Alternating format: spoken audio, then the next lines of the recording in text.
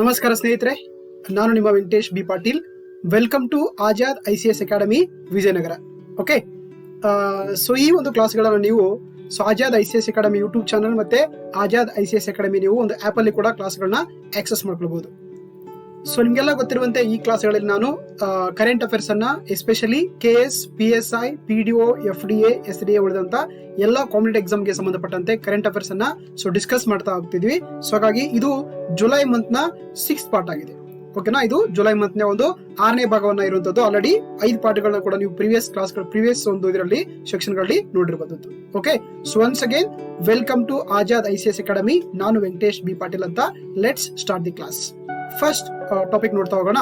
So recent ಆಗಿ ತುಂಬಾ ಇಡೀ ದೇಶದಂತ ಡಿಬೇಟ್ ಇರುವಂತ ಟಾಪಿಕ್ ಅಂತಂದ್ರೆ ಅದು ಪೆಗಾಸಿಸ್ ಸ್ಪೈವೇರ್ ಅಥವಾ ಪೆಗಾಸಿಸ್ ಪ್ರಾಜೆಕ್ಟ್ ಅಂತ ಕರೀತಾರೆ. ಸೊ ಓಕೆನಾ, ಇದ್ರ ಬಗ್ಗೆ ಡೀಟೇಲ್ಡ್ ಆಗಿ ಇವತ್ತಿನ ಕ್ಲಾಸ್ ಅಲ್ಲಿ ಡಿಸ್ಕಸ್ ಮಾಡ್ತಾ ಹೋಗೋಣ. ನೋಡಿ, ಪೆಗಾಸಸ್ ಅನ್ನುವಂತ ಒಂದು ಏನಂದ್ರೆ ಮಾಲ್ವೇರ್ ಅಥವಾ ಸ್ಪೈವೇರ್ ಏನಂದ್ರೆ ಇತ್ತೀಚೆಗೆ ನಮ್ಮ ದೇಶದ ಸುಮಾರು ಜನ ಒಂದು VIP ಮೇಲ್ಗಡೆ ಒಂದು ಫೋನ್ಗಳ ಮೇಲ್ಗಡೆ ಅಟ್ಯಾಕ್ ಮಾಡಿದಂತ ಸಾಕಷ್ಟು ಇಂಟರ್ನ್ಯಾಷನಲ್ ಮೀಡಿಯಾಗಳು ರಿಪೋರ್ಟ್ ಮಾಡಿದೆ. ಸೊ ಆ ಕಾರಣಕ್ಕಾಗಿ ಈ ಪೆಗಾಸಸ್ ಸ್ಪೈವೇರ್ ಅಥವಾ ಮಾಲ್ವೇರ್ ಅಂತ ಒಂದು ನ್ಯೂಸ್ ಇರುವಂತದ್ದು. Okay, right.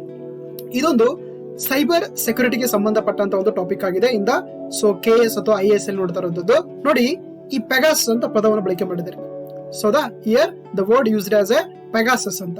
ಪೆಗಾಸಸ್ ಅಂದ್ರೆ ಆಕ್ಚುಲಿ ಮೀನಿಂಗ್ ಇದೆ ಆರುವ ಕುದುರೆ ಅಂತ ಕರೀತಾರೆ. ಹೌದಾ, ಇಟ್ಸ್ ಎ ಫ್ಲೈಯಿಂಗ್ ಹಾರ್ಸ್ ಅಂತ ಕರೀತಾರೆ. ಓಕೆನಾ, ಇದೊಂದು ಆರುವ ಕುದುರೆ ಅಂತ ಕರೀತಾರೆ. ಮೀನಿಂಗ್ ಆಗಿದೆ ಫೆಗಾಸಸ್ ಅಂತ. ಸೊ ಹಾಗಾದ್ರೆ ಏನಿದು ಫೆಗಾಸಸ್, ಯಾಕೆ ನ್ಯೂಸ್ ಅಲ್ಲಿ ಇದೆ ಅಂತ ನೋಡ್ತಾ ಹೋಗೋಣ. ರೀಸೆಂಟ್ ಆಗಿ ಏನಂದ್ರೆ ಭಾರತದ ಸುಮಾರು 300 ಜನ ವೆರಿಫೈಡ್ ಇಂಡಿಯನ್ ಮೊಬೈಲ್ ಟೆಲಿಫೋನ್ ಗಳನ್ನ ಏನ್ ಮಾಡಿದ್ದಾರೆ ಇವುಗಳು. ಸೊ ಅದನ್ನ ಏನಂದ್ರೆ ಟ್ರ್ಯಾಪ್ ಮಾಡಿರುವಂತದ್ದು. ಸೊ ಅದರಲ್ಲಿ ಮಿನಿಸ್ಟರ್ಸ್ ಇದ್ದಾರೆ, ಅಪೋಸಿಷನ್ ಲೀಡರ್ಸ್ ಇದ್ದಾರೆ, ಪತ್ರಕರ್ತರಿದ್ದಾರೆ, ಸಂಪಾದಕರಿದ್ದಾರೆ, ಆಮೇಲೆ ವಿಜ್ಞಾನಿಗಳಿದ್ದಾರೆ, ಸೊ ಬ್ಯೂರೋಕ್ರಾಟ್ಸ್ ಇದ್ದಾರೆ, ಹಾಗೆ ಸುಪ್ರೀಂ ಕೋರ್ಟ್ ಜಡ್ಜ್ಗಳಿದ್ದಾರೆ. ಇವರೆಲ್ಲರ ಒಂದು ಫೋನ್ ಗಳನ್ನ ಏನ್ ಮಾಡ್ತಾ ಇದೆ ಇದು ಸೊ ಕಂಟ್ರೋಲ್ ಮಾಡ್ತಾ ಇದೆ ಅಥವಾ ಟ್ಯಾಪ್ ಮಾಡ್ತಾ ಇದೆ ಅಥವಾ ಮಾನಿಟರ್ ಮಾಡ್ತಾ ಇದೆ. That is called the A Pegasus project ಅಂತ ಕರೀತಾರೆ. ಸೊ ಓಕೆನಾ, ಪೆಗಾಸಸ್ ಪ್ರಾಜೆಕ್ಟ್ ಅಂತ ಕರೀತಾರೆ. ಸೊ ಇದೊಂದು ಇಸ್ರೇಲಿ ದೇಶದ ಒಂದು ಸಾಫ್ಟ್ವೇರ್ ಅಥವಾ ಸ್ಪೈವೇರ್ ಆಗಿದೆ. ಇದೊಂದು ಇಸ್ರೇಲ್ ದೇಶ ಡೆವಲಪ್ ಮಾಡಿರುವಂತ ಒಂದು ಸ್ಪೈವೇರ್ ಆಗಿದೆ. ಅದನ್ನ ಡೆವಲಪ್ ಮಾಡಿರುವಂತ ಕಂಪನಿ ಯಾವ್ದಂತಂದ್ರೆ NSO ಗ್ರೂಪ್ ಅಂತ ಕರೀತಾರೆ. Okay, NSO group to develop the a software ಅಥವಾ ಸ್ಪೈವೇರ್ ಅಂತ ಕರಿತೀವಿ. That is called the Pegasus project ಅಂತ ಕರೀತಾರೆ. ಸೊ ಇತ್ತೀಚೆಗೆ ನಮ್ಮ ದೇಶದ ಸುಮಾರು 300ಕ್ಕಿಂತ ಹೆಚ್ಚು VIP ಗಳನ್ನ ಅಂದ್ರೆ especially so ministers, opposition leaders ಆಗಿರ್ಬೋದು, ಆಮೇಲೆ ಜರ್ನಲಿಸ್ಟ್, ಈ ತರ ಅವರ ಒಂದು ಫೋನ್ ಗಳನ್ನ ಏನ್ ಮಾಡ್ತಾ ಇದ್ದು ಟ್ಯಾಪ್ ಮಾಡ್ತಾ ಇದೆ. ಆ ಕಾರಣಕ್ಕಾಗಿ ಈ ಒಂದು ಪ್ರಾಜೆಕ್ಟ್ ನ್ಯೂಸ್ ಅಲ್ಲಿ ಇದೆ.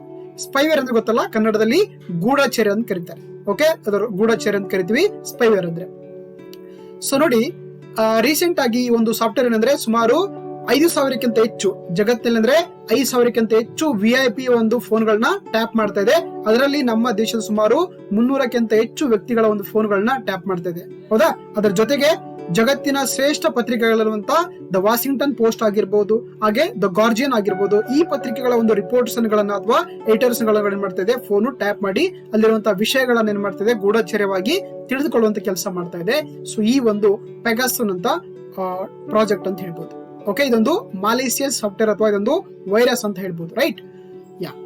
ಸೊ ಹಾಗಾದ್ರೆ ನೋಡಿ ಏನು ಕೆಲಸ ಮಾಡುತ್ತಪ್ಪ ಅಂದ್ರೆ ರೀಸೆಂಟ್ ಆಗಿ ಒಂದು ಪ್ಯಾರಿಸ್ ಬೇಸ್ಡ್ ಮೀಡಿಯಾ ಆಗಿರ್ಬೋದು, ಜೊತೆಗೆ ಅಮ್ನೆಸ್ಟಿ ಇಂಟರ್ನ್ಯಾಷನಲ್ 2 ಸಂಸ್ಥೆಗಳು ಮತ್ತೆ ಒಂದು ವೈರ್ ಅನ್ನುವಂತ ಸಂಸ್ಥೆ, ಒಂದು ಏನಂದ್ರೆ ಪ್ರಕಟಣೆ ಸಂಸ್ಥೆ, ಈ ಒಂದು ವಿಷಯವನ್ನ ಬಹಿರಂಗಪಡಿಸಿದೆ. ಸೊ ಯಾವ್ದಂತಂದ್ರೆ ಇದು ಜಗತ್ತಿನಿರುವಂತ ಇಂಪಾರ್ಟೆಂಟ್ ವ್ಯಕ್ತಿಗಳ ಒಂದು ಡಾಟಾವನ್ನ, ಫೋನ್ ಡಾಟಾವನ್ನ ಕಲೆಕ್ಟ್ ಮಾಡ್ಕೊಂಡು ಅವುಗಳನ್ನ ಒಂದು ಟ್ಯಾಪ್ ಮಾಡ್ತದೆ ಅಂತ ಹೇಳ್ತಾ ಇದೆ ಈ ಒಂದು ಸಂಸ್ಥೆಗಳು. ಸೊ ಅದನ್ನ ನಾವು ಪೆಗಾಸಸ್ ಪ್ರಾಜೆಕ್ಟ್ ಅಂತ ಕರೀತಾರೆ. ಓಕೆನಾ, ಸೊ ಇದೇನಂದ್ರೆ ಏನು ಫೋನ್ ಟ್ಯಾಪ್ ಅಲ್ಲಿ ಇರುವಂತ ಡಾಟಾವನ್ನ ತಗೊಂಡು ಏನ್ ಮಾಡುತ್ತೆ ಇದು ಗ್ಲೋಬಲ್ ಮೀಡಿಯಾ ಮುಖಾಂತರ ಸೊ ಅದನ್ನ ಒಂದು ರಿಕವರಿ ಮಾಡ್ಕೊಂಡು ಅಲ್ಲಿ ಎಲ್ಲೊಂದ್ ಕಡೆ ಸೊ ಮಿಸ್ಯೂಸ್ ಮಾಡುವಂತ ಚಾನ್ಸಸ್ ಜಾಸ್ತಿ ಇರೋದ್ರಿಂದ ಇದು ಎಲ್ಲೊಂದ್ ಕಡೆ ನಮ್ಮ ಪ್ರೈವೇಸಿಗೆ, ದೇಶದ ಒಂದು ಸೆಕ್ಯೂರಿಟಿ ಆಗಿರ್ಬೋದು, ವ್ಯಕ್ತಿಯ ಪ್ರೈವೇಸಿಗೆ ಸಾಕಷ್ಟು ಒಂದು ಇದು ಪ್ರಾಬ್ಲಮ್ಸ್ ಅನ್ನ ಬೀರುತ್ತೆ ಅಂತ ಕೂಡ ಹೇಳ್ತಾ ಇದೆ ಈ ಒಂದು ರಿಪೋರ್ಟ್ಸ್ ಗಳು. ಓಕೆನಾ, ಸೊ ಹಾಗಾಗಿ ಈ ಪೆಗಾಸಸ್ ಪ್ರಾಜೆಕ್ಟ್ ಇದೆಯಲ್ಲ, ಇದನ್ನ ಡೆವಲಪ್ ಮಾಡಿರುವಂತ ಒಂದು ದೇಶ ಅಂತಂದ್ರೆ ಅದು ಇಸ್ರೇಲ್ ದೇಶ. ಇಸ್ರೇಲ್ ದೇಶದಲ್ಲಿ ಬರುವಂತ ಒಂದು NSO ಗ್ರೂಪ್ ಅಂತ ಕಂಪನಿ ಇದೆ. ಇದೊಂದು ಸಾಫ್ಟ್ವೇರ್ ಕಂಪನಿ. ಇದು ಈ ಒಂದು ಕಂಪನಿ ಏನಂತಂದ್ರೆ ಸರ್ಕಾರಗಳಿಗೆ ಏನಂದ್ರೆ ಈ ಒಂದು ಪ್ರಾಜೆಕ್ಟ್ ಅನ್ನ ಸೇಲ್ ಮಾಡುತ್ತೆ. ನೋಡಿ, ಇದೊಂಥರ ಆ ದೇಶದಲ್ಲಿ ಇದೊಂದು ಲೀಗಲ್ ಒಂದು ಇನ್ಸ್ಟಿಟ್ಯೂಟ್ ಆಗಿದೆ, ಒಂದು ಕಂಪನಿ ಆಗಿದೆ. ಅದು ಯಾವ ದೇಶಗಳಿಗೆ ಒಂದು ಗೂಢಚರ್ಯ ಮಾಹಿತಿಯನ್ನು ಬೇಕಾಗುತ್ತೋ ಆ ದೇಶ ಏನ್ ಮಾಡಬಹುದು ಈ ಸಾಫ್ಟ್ವೇರ್ ಅನ್ನು ಪಡ್ಕೊಂಡು ಅಲ್ಲಿರುವಂತ ಟೆರರಿಸ್ಟ್ ಗ್ರೂಪ್ಸ್ ಆಗಿರ್ಬೋದು, ಎಕ್ಸ್ಟ್ರೀಮಿಸ್ಟ್ ಗ್ರೂಪ್ಸ್ ಗಳ ಒಂದು ಮಾಹಿತಿಯನ್ನ ಪಡ್ಕೊಳ್ಳಕ್ಕೆ ಅಂದ್ರೆ ಇದು ಆ ಡಾಟಾವನ್ನ ಸೇಲ್ ಮಾಡುತ್ತೆ. ಫಾರ್ ಎಕ್ಸಾಂಪಲ್ ಈಗ ಮೈಕ್ರೋಸಾಫ್ಟ್ ಕೋಡ್ ಇರುತ್ತೆ, ಹೌದಾ, ಅವ್ರು ಏನ್ ಮಾಡ್ತಾರೆ ಕಂಪನಿದವರು, ಸೊ ಸೇಲ್ ಮಾಡಿ ನಾವೇನಂದ್ರೆ ಅದ್ರ ಮುಖಾಂತರ ಆಕ್ಸೆಸ್ ಮಾಡಬಹುದು.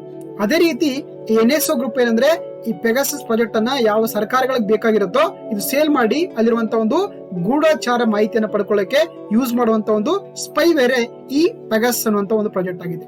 ಸೊ ಹಾಗಾಗಿ ಇತ್ತೀಚೆಗೆ ಬಂದಂತ ರಿಪೋರ್ಟ್ ಪ್ರಕಾರ ನಮ್ಮ ದೇಶದ ಸುಮಾರು ಇಬ್ಬರು ಆಗಿರುವಂತ ಒಂದು ಕೇಂದ್ರದ ಕ್ಯಾಬಿನೆಟ್ ಸಚಿವರು, 3 ಅಪೋಸಿಷನ್ ಲೀಡರ್ಸ್, ಆಮೇಲೆ ಕಾನ್ಸ್ಟಿಟ್ಯೂಷನಲ್ ಅಥಾರಿಟಿ, ಎಲೆಕ್ಷನ್ ಕಮಿಷನರ್ಸ್ ಆಗಿರ್ಬೋದು, ಸುಪ್ರೀಂ ಕೋರ್ಟ್ ಜಡ್ಜ್ ಆಗಿರ್ಬೋದು, ಆಮೇಲೆ ರಿಪೋರ್ಟರ್ಸ್, ಸೈಂಟಿಸ್ಟ್, ಬ್ಯೂರೋಕ್ರಾಟ್ಸ್ ಇವರೆಲ್ಲರ ಒಂದು ಏನಂದ್ರೆ ಮಾಹಿತಿಗಳನ್ನ ತಮ್ಮ ಫೋನ್ ಮುಖಾಂತರ ಟ್ಯಾಪ್ ಮಾಡ್ತಾ ಹೋಗ್ತಾ ಇದೆ ಈ ಪೆಗಾಸಸ್ ಪ್ರಾಜೆಕ್ಟ್ ಅನ್ನುವಂತ ಒಂದು ಸ್ಪೈವೇರ್ ಅಂತ ಹೇಳಿದ್ದಾರೆ.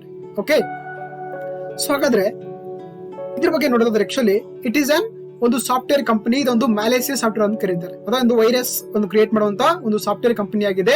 NSO ಇದನ್ನ ಡೆವಲಪ್ ಮಾಡಿದೆ. ಓಕೆ, ಇದು ಮೂಲತಃವಾಗಿ ಇಸ್ರೇಲ್ ದೇಶದ್ದು. ನೋಡಿ ಇದು ಏನಂದ್ರೆ 2010 ಡೆವಲಪ್ ಮಾಡ್ತಾರೆ. ಓಕೆ, ಇಸ್ರೇಲ್ ದೇಶ ಈ ಪೆಗಾಸಸ್ ಅನ್ನುವಂತ ಒಂದು ಸ್ಪೈವೇರ್ ಅನ್ನ 2010 ಡೆವಲಪ್ ಮಾಡಿದೆ. ಜೊತೆಗೆ ರೀಸೆಂಟ್ ಅಪ್ಡೇಟ್ ವರ್ಷನ್ ಕೂಡ 2016 ರಿಲೀಸ್ ಮಾಡಿದೆ ಈ ಪೆಗಾಸಸ್ ಅನ್ನುವಂತ ಒಂದು ಸ್ಪೈವೇರ್ ಅನ್ನ. ಹಾಗಾಗಿ ಇದ್ರ ಮುಖಾಂತರ ಜಸ್ಟ್ ನೀವು ಫೋನ್ಗೆ ಜಸ್ಟ್ ಒಂದು ಯಾವ್ದಾದ್ರು ಒಂದು ಇಮೇಲ್ ಗಳನ್ನ ಕ್ಲಿಕ್ ಮಾಡಿದ್ರೆ ಸಾಕು, ಇದೇನಾಗುತ್ತೆ ಆಟೋಮೆಟಿಕ್ ಆಗಿ ನಿಮ್ಮ ಒಂದು ಮೊಬೈಲ್ ಇರುವಂತ ಎಲ್ಲಾ ಡಾಟಾವನ್ನ ಕೂಡ ಕ್ಯಾಪ್ಚರ್ ಮಾಡ್ಕೊಳ್ಳುತ್ತೆ ಅಥವಾ ಸ್ಟೋರ್ ಮಾಡ್ಕೊಂಡು ಅದು NSO ಕಂಪನಿಗೆ ಅಥವಾ ಗ್ರೂಪ್ ಆಫ್ ಕಂಪನಿಗೆ ಆ ಮೆಸೇಜ್ ಆ ಒಂದು ಇನ್ಫಾರ್ಮೇಶನ್ ಸೆಂಡ್ ಮಾಡುತ್ತೆ ಅಥವಾ ಕ್ಯಾಚ್ ಅಪ್ ಮಾಡುತ್ತೆ. ಸೊ ಹಾಗಾಗಿ ಇದೊಂಥರ 0 ಕ್ಲಿಕ್ ಅಟ್ಯಾಕ್ಸ್ ಅಂತ ಕರೀತಾರೆ. ಸೊ ಹಾಗಾಗಿ ಏನಂದ್ರೆ ಜಸ್ಟ್ ನಿಮಗೆ ಒಂದು ವಾಟ್ಸ್ಆಪ್ ಕಾಲ್ ಬಂದ್ರೆ ಸಾಕು, ಅದನ್ನ ಜಸ್ಟ್ ಸೀನ್ ಮಾಡಿ ನೋಡಿದ್ರೆ ಸಾಕು, ನಿಮ್ಗೆ ಏನಂದ್ರೆ ಅದು ಆಟೋಮೆಟಿಕ್ ಆಗಿ ಅದೇನಾಗುತ್ತೆ ಆ ಒಂದು ಲಿಂಕ್ ನಿಮ್ಮ ಮೊಬೈಲ್ ಎಲ್ಲ ಕೂಡ ಅಟ್ಯಾಚ್ ಆಗಿಕೊಂಡು ನಿಮ್ಮ ಇನ್ಫಾರ್ಮೇಶನ್ ಕೂಡ ಪ್ರತಿಯೊಂದನ್ನು ಗ್ಯಾದರ್ ಮಾಡುತ್ತೆ. ಸೊ ಹಾಗಾಗಿ ಯಾವುದೇ ರೀತಿ ನೀವು ಸಪರೇಟ್ ಆಪ್ ಅನ್ನ ಡೌನ್ಲೋಡ್ ಮಾಡುವಂತ ಅವಶ್ಯಕತೆ ಇಲ್ಲ. ಜಸ್ಟ್ ಒಂದು ಮೆಸೇಜ್ ಓಪನ್ ಮಾಡಿದ್ರೆ ಸಾಕಾಗುತ್ತೆ, ಯಾವ್ದೋ ಒಂದು ಲಿಂಕ್ ಓಪನ್ ಮಾಡಿದ್ರೆ ಸಾಕಾಗುತ್ತೆ, ಇಲ್ಲಾಂದ್ರೆ ನೀವು ವಾಟ್ಸ್ಆಪ್ ಕಾಲ್ ಅನ್ನ ಜಸ್ಟ್ ವ್ಯೂ ಮಾಡಿದ್ರೆ ಗೊತ್ತಾಗುತ್ತೆ. ಇದ್ರ ಮುಖಾಂತರ ಕೂಡ ಏನಂದ್ರೆ ಇದು ಒಂಥರ 0 ಕ್ಲಿಕ್ ಅಂತ. ಸೊ ಅದ್ರಗೋಸ್ಕರ ಯಾವುದೇ ರೀತಿ ಆಪ್ ಅನ್ನ ಡೌನ್ಲೋಡ್ ಮಾಡ್ಕೊಳ್ಳುವಂತ ಅವಶ್ಯಕತೆ ಇಲ್ಲ. ಜಸ್ಟ್ ನೀವು 0 ಕ್ಲಿಕ್ ಮುಖಾಂತರನೇ ನಿಮ್ಮ ಪ್ರತಿಯೊಂದು ಇನ್ಫಾರ್ಮೇಶನ್ ಅನ್ನ ನಿಮಗೆ ತಿಳಿಯಾದ ಹಾಗೆ ಇದು ಕಲೆ ಹಾಕುವಂತ ಒಂದು ಕೆಲಸ ಮಾಡುತ್ತೆ. ಅದುವೇ ಪೆಗಾಸಸ್ ಪ್ರಾಜೆಕ್ಟ್ ಅಂತ ಕರೀತಾರೆ. ಓಕೆನಾ? ಸೊ ಹಾಗಾಗಿ it's a very danger to the democracy as well as privacy of the individual ಅಂತ ಹೇಳ್ಬೋದು. ರೈಟ್, ನೋಡಿ ಜೊತೆಗೆ ಎಸ್ಪೆಷಲಿ ಅಂದ್ರೆ ಈ ಒಂದು ಪೆಗಾಸಸ್ ವೈರಸ್ ಇತ್ತೀಚೆಗೆ ಅಂದ್ರೆ ಮೇಜರ್ ಆಗಿ ಫೋಕಸ್ ಮಾಡೋದು ಯಾರಪ್ಪ ಅಂತಂದ್ರೆ ಅದು ಹ್ಯೂಮನ್ ರೈಟ್ಸ್ ಆಕ್ಟಿವಿಸ್ಟ್ ಅಂತ, ಮಾನವ ಹಕ್ಕುಗಳ ಒಂದು ಹೋರಾಟಗಾರ ಆಗಿರ್ಬೋದು, ಪತ್ರಿಕಾ ಅಂದ್ರೆ ಜರ್ನಲಿಸ್ಟ್ ಆಗಿ ಪತ್ರಿಕೋದ್ಯಮದ ಮಿತ್ರರಾಗಿರ್ಬೋದು, ಅಂದ್ರೆ ವರದಿಗಾರ ಆಗಿರ್ಬೋದು, ಆಮೇಲೆ ಲಾಯರ್ಸ್ ಆಗಿರ್ಬೋದು, ಜೊತೆಗೆ RT ಆಕ್ಟಿವಿಸ್ಟ್ ಆಗಿರ್ಬೋದು, ಈ ತರ ವ್ಯಕ್ತಿಗಳಿಗೆ ಜಾಸ್ತಿ ಫೋಕಸ್ ಮಾಡ್ತದೆ ಅಂತ ಹೇಳ್ತಾ ಇದೆ ರೀಸೆಂಟ್ ಒಂದು ರಿಪೋರ್ಟ್ ಪ್ರಕಾರ. ಓಕೆನಾ? ಅದ್ರ ಜೊತೆಗೆ ಇಂಡಿಯನ್ ಮಿನಿಸ್ಟ್ರಿ ಆಗಿರ್ಬೋದು, ಆಮೇಲೆ government officials, IAS officers, IFS officers ಅವರಾಗಿರ್ಬೋದು, ಹಾಗೆ ವಿರೋಧ ಪಕ್ಷದ ನಾಯಕರಾಗಿರ್ಬೋದು, ಇವರ ಒಂದು ಇನ್ಫಾರ್ಮೇಶನ್ ಅನ್ನ ಕಲೆಕ್ಟ್ ಮಾಡುವಂತ ಕೆಲಸ ಮಾಡ್ತಾ ಇದೆ ಈ ಪೆಗಾಸಸ್ ಪ್ರಾಜೆಕ್ಟ್ ಅಂತ ರಿಪೋರ್ಟ್ ಹೇಳ್ತಾ ಇದೆ ನಮಗೆ. ಓಕೆನಾ? ಜೊತೆಗೆ 2019 ವಾಟ್ಸ್ಆಪ್ ಕೂಡ ಏನ್ ಮಾಡಿತ್ತು ಆಕ್ಚುಲಿ ಒಂದು ಇದ್ರ ಮೇಲ್ಗಡೆ ಕೇಸ್ ಹಾಕಿತ್ತು. ಯಾಕಂದ್ರೆ ನೋಡಿ ಪ್ರತಿಯೊಬ್ಬ ವ್ಯಕ್ತಿಯ ಒಂದು ಪ್ರೈವೇಸಿ ಅನ್ನೋದು ತುಂಬಾ ಇಂಪಾರ್ಟೆಂಟ್ ಆಗುತ್ತೆ. ಈಗ ಅದು ದೇಶಕ್ಕಾದ್ರೂ ಆಗಿರ್ಬೋದು, ಇಲ್ಲಾಂದ್ರೆ ವೈಯಕ್ತಿಕವಾಗಿ ಕೂಡ ತುಂಬಾ ಇಂಪಾರ್ಟೆಂಟ್ ಆಗುತ್ತೆ. ಸೊ ಹಾಗಾಗಿ ಯಾವಾಗ ಒಬ್ಬ ವ್ಯಕ್ತಿಯ ಒಂದು ಖಾಸಗಿತನ ಒಂದು ಏನಂದ್ರೆ ಬಯಲ್ಗೊಳ್ಳುತ್ತೋ ಅವಾಗ ಏನಾಗುತ್ತೆ ಆತನ ವ್ಯಕ್ತಿತ್ವದಲ್ಲಿ ಒಂದು ಇನ್ಸೆಕ್ಯೂರಿಟಿ ಉಂಟಾಗುತ್ತೆ. ಸೊ ಆ ಕಾರಣಕ್ಕಾಗಿ ವಾಟ್ಸ್ಆಪ್ ಕೂಡ ಇದ್ರ ಮೇಲ್ಗಡೆ ಒಂದು ಕೇಸ್ ಕೂಡ ಹಾಕುತ್ತೆ, ಅಂದ್ರೆ ಫೈಲ್ ಫಿಕ್ಸ್ ಏನ್ ಮಾಡಿತ್ತು ಇದಾಕಿತ್ತು. ಬಟ್ ಆದ್ರೆ ನೋಡಿ ಇಲ್ಲಿ ಯಾವುದೇ ರೀತಿ ಕೂಡ ಒಂದು ವರ್ಕೌಟ್ ಆಗ್ತಾ ಇಲ್ಲ. ಸೊ ಯಾಕಂದ್ರೆ ಇದೊಂಥರ ಸೈಬರ್ ಅಟ್ಯಾಕ್ ಆಗಿ ಕೆಲಸ ಮಾಡ್ತಾ ಇದೆ ಈ ಒಂದು ಪೆಗಾಸಸ್ ಪ್ರಾಜೆಕ್ಟ್ ಅಂತ ಕರೀತಾರೆ. Okay, yes. ಜೊತೆಗೆ ನಮ್ಗೆ ಈ ಪೆಗಾಸಸ್ ಪ್ರಾಜೆಕ್ಟ್ ಅಂತಿಂದ ಒಂದು ನಮ್ಮ ದೇಶದ ಸೆಕ್ಯೂರಿಟಿಗೆ ಅಂದ್ರೆ ದೇಶದ ಒಂದು ಸುರಕ್ಷತೆಗೆ ಎಲ್ಲೊಂದ್ ಕಡೆ ಸಾಕಷ್ಟು ಪ್ರಾಬ್ಲಮ್ಸ್ ಉಂಟಾಗುತ್ತೆ. ಜೊತೆಗೆ ಇಂಡಿವಿಜುವಲ್ ಪ್ರೈವೇಸಿ ಕೂಡ ತುಂಬಾ ಇಂಪಾರ್ಟೆಂಟ್ ಆಗುತ್ತೆ. ಓಕೆ, ಇಂಡಿವಿಜುವಲ್ ಪ್ರೈವೇಸಿ ಕೂಡ ನಮ್ಗೆ ಇದರಿಂದ ತುಂಬಾ ಇಂಪಾರ್ಟೆಂಟ್ ಆಗುತ್ತೆ. ಟೇಕ್ ಎಕ್ಸಾಂಪಲ್ ತಗೋಣ, ಹೌದಾ? ಈಗೇನೊಂದು ನಮ್ದೊಂದು ಮೊಬೈಲ್ ಸೆಟ್ ಇದೆ ಅನ್ಕೊಳ್ಳೋದಾ, ಯಾರೊಬ್ಬ ವ್ಯಕ್ತಿದು ಒಂದು ಮೊಬೈಲ್ ಸೆಟ್ ಇದೆ. ಆತ ಏನ್ ಮಾಡ್ತಾನೆ ಅಂದ್ರೆ ಅದರಲ್ಲಿ ಫೋನ್ ಪೇ ಯೂಸ್ ಮಾಡ್ತಿರ್ತಾನೆ, ಗೂಗಲ್ ಪೇ ಯೂಸ್ ಮಾಡ್ತಿರ್ತಾನೆ, ಯಾವ್ದೋ ಒಂದು ವಾಯ್ಸ್ ಗಳ ರೆಕಾರ್ಡ್ ಗಳು ಮಾಡ್ತಿರ್ತಾನೆ, ಯಾರ ಜೊತೆ ವಿಡಿಯೋ ಕಾಲ್ ಮಾಡ್ತಾ ಇರ್ತಾನೆ. ಹೀಗಾಗಿ ಏನಂದ್ರೆ ಜಸ್ಟ್ ಈ ಒಂದು ಪೆಗಾಸಸ್ ಒಂದು ಪ್ರಾಜೆಕ್ಟ್ ಏನಾದ್ರು ಕೂಡ ವೈರಸ್ ಏನಾದ್ರು ಕೂಡ ಇದಕ್ಕೆ ಅಟ್ಯಾಕ್ ಆದ್ರೆ ಏನಾಗುತ್ತೆ ಅಂದ್ರೆ ಸೊ ಅದನ್ನ ಒಂದು ಫೋನ್ ಪೇ ಅಂದ್ರೆ ಪಿನ್ ಗೊತ್ತಾದ್ರೆ ಏನ್ ಮಾಡುತ್ತೆ ಆಟೋಮೆಟಿಕ್ ಆಗಿ ಆಕ್ಸೆಸ್ ಮಾಡ್ಕೊಂಡು ಅಲ್ಲಿರುವಂತ ಅಮೌಂಟ್ ಎಲ್ಲವನ್ನು ಕೂಡ ತೊಗೊಳ್ಬಹುದು ಅಂತ. ಸೌದಾ? ಹೀಗಾಗಿ this is the biggest problem for the individual ಆಗುತ್ತೆ, ಮತ್ತೆ ದೇಶದ ಕಂಟ್ರಿ ಕೂಡ ಸಾಕಷ್ಟು ಪ್ರಾಬ್ಲಮ್ಸ್ ಉಂಟಾಗುತ್ತೆ. ನೋಡಿ, ಇದರಿಂದ ಯಾವುದೋ ಒಂದು ನಮ್ಮ ಏನಂತಾರೆ ಸೀಕ್ರೆಟ್ ಆಗಿರುವಂತ ವಿಷಯಗಳನ್ನ ಕೂಡ ತಿಳ್ಕೊಂಡು ಏನ್ ಮಾಡುತ್ತೆ ಇದರಿಂದ ಎಲ್ಲೊಂದ್ ಕಡೆ ಸಾಕಷ್ಟು ಸಮಸ್ಯೆ ಉಂಟಾಗುತ್ತೆ ಅಂತ ಹೇಳ್ಬೋದು ಈ ಒಂದು ಪೆಗಾಸಸ್ ಪ್ರಾಜೆಕ್ಟ್ ಇಂದ. ಜೊತೆಗೆ ನಮ್ಗೆ ರೈಟ್ ಟು ಪ್ರೈವೇಸಿ ಅಂದ ತಕ್ಷಣ it is a fundamental right ಅಂತ ನಮ್ಗೆ ಗೊತ್ತಿರುವಂತದ್ದು, ಹೌದಾ. 2017 ನಮಗೆ ಒಂದು ಕೇಸ್ ಬರುತ್ತೆ ಸುಪ್ರೀಂ ಕೋರ್ಟ್ ಅಲ್ಲಿ, that is called the KS Puttaswamy ಅಂತ. ಕೇಳಿದಿರಾ? KS Puttaswamy versus union of India ಕೇಸಲ್ಲಿ ನಮಗೆ ಸುಪ್ರೀಂ ಕೋರ್ಟ್ ಡಿಕ್ಲೇರ್ ಮಾಡುತ್ತೆ right to privacy is also fundamental right under article 21 of the Indian constitution ಅಂತ.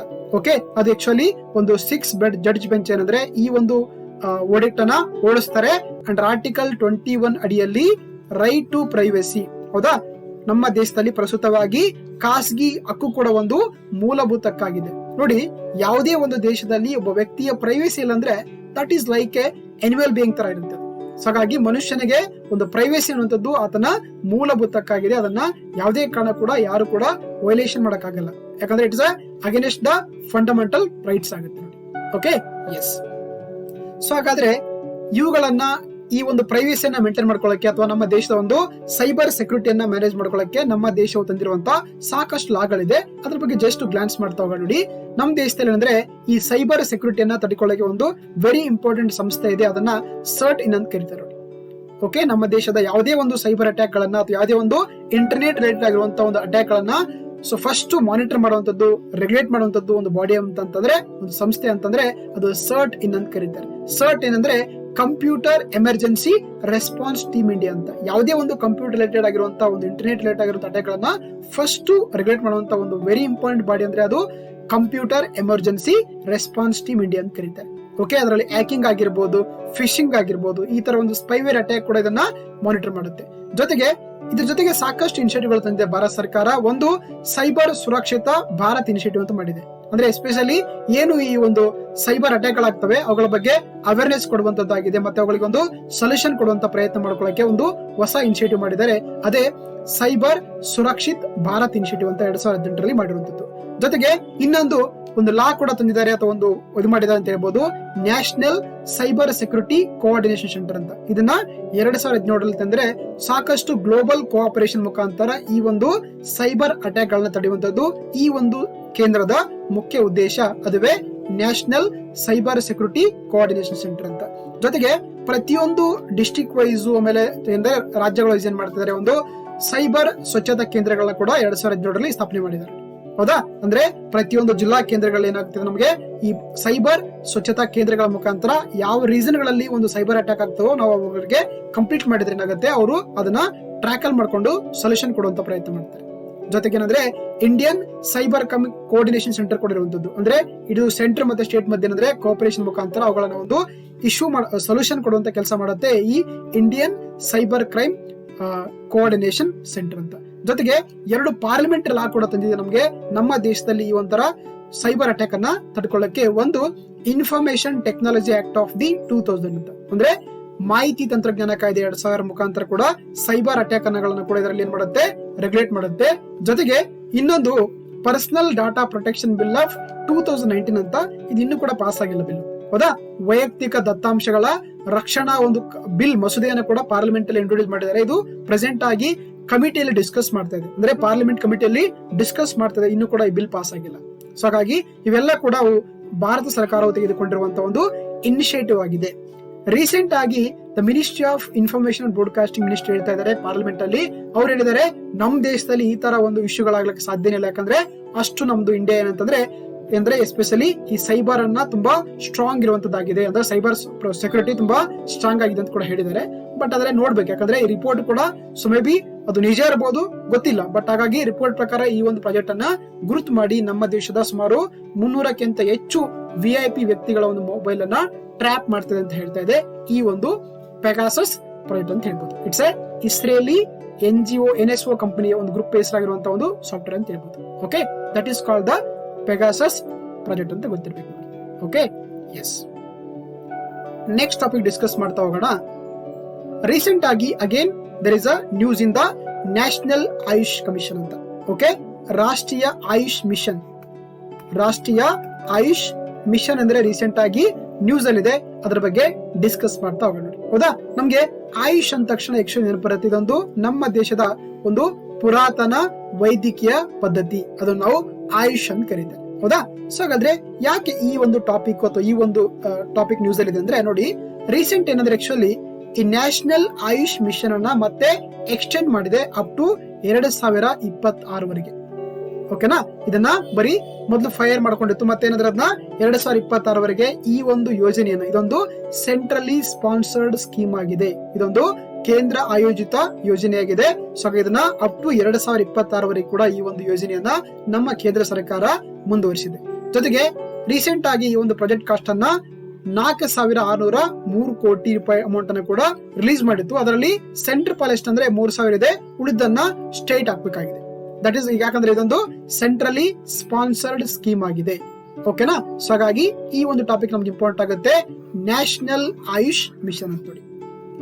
ಹಾಗಾದ್ರೆ ಏನಿದು ಆಯುಷ್ ಅಂದ್ರೆ ಆಕ್ಚುಲಿ ಇದು ಒಂದೇನಂದ್ರೆ ನಮ್ಮ ಪುರಾತನದಲ್ಲಿ ಬಂದಿರುವಂತಹ ಒಂದು ಸಾಂಪ್ರದಾಯಿಕ ಚಿಕಿತ್ಸಾ ವಿಧಾನವನ್ನು ನಾವು ಏನಂತ ಕರಿತೀವಿ, ಆಯುಷ್ ಅಂತ ಕರೀತಾರೆ. ಹೌದಾ, ಆಯುಷ್ ನ ಫುಲ್ ಫಾರ್ಮ್ ಆಗಿದೆ ಆಯುರ್ವೇದ್. ಎ ಅಂದ್ರೆ ಆಯುರ್ವೇದ್, ಯೋಗ, ನ್ಯಾಚುರೋಪತಿ, ಯುನಾನಿ, ಸಿದ್ಧ, ಸೋವಾ ರಿಗ್ಪಾ ಮತ್ತೆ ಹೋಮಿಯೋಪತಿ ಅಂತ ನೋಡಿ. ಹೌದಾ, ಸೊ ಹಾಗಾಗಿ ಇದು ಆಯುಷ್ ನ ಒಂದು ಫುಲ್ ಫಾರ್ಮ್ ಆಗಿದೆ.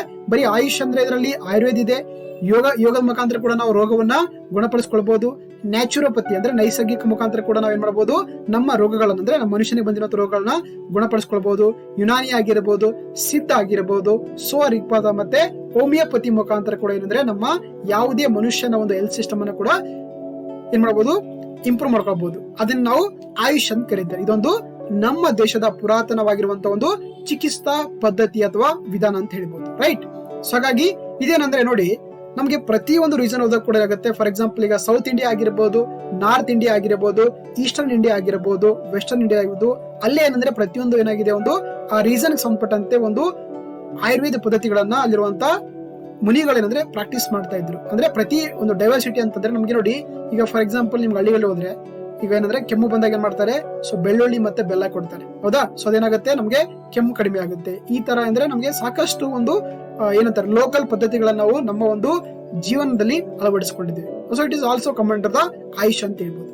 ಹೌದಾ, ಸೊ ಹಾಗಾಗಿ ಏನಂದ್ರೆ ನಮ್ಗೆ ಆ ರೀಸನ್ ಗಳಲ್ಲಿ ತುಂಬಾ ಫ್ಲೆಕ್ಸಿಬಿಲಿಟಿ ಆಗಿ ಈಸಿಯಾಗಿ ಮತ್ತೆ ತುಂಬಾ ಈಸಿಯಾಗಿ ಸಿಗ್ತವೆ. ಮತ್ತೆ ನಮಗೆ ಬಹಳ ಚೀಪ್ ಅಂಡ್ ಬೆಸ್ಟ್ ಅಲ್ಲೇ ಪ್ರೈಸ್ ಅಲ್ಲಿ ಕೂಡ ನಮ್ಗೆ ಏನ್ ಮಾಡಬಹುದು, ಆಯುರ್ವೇದ ಮುಖಾಂತರ ನಮ್ಮ ರೋಗಗಳನ್ನ ಗುಣಪಡಿಸ್ಕೊಳ್ಬಹುದು.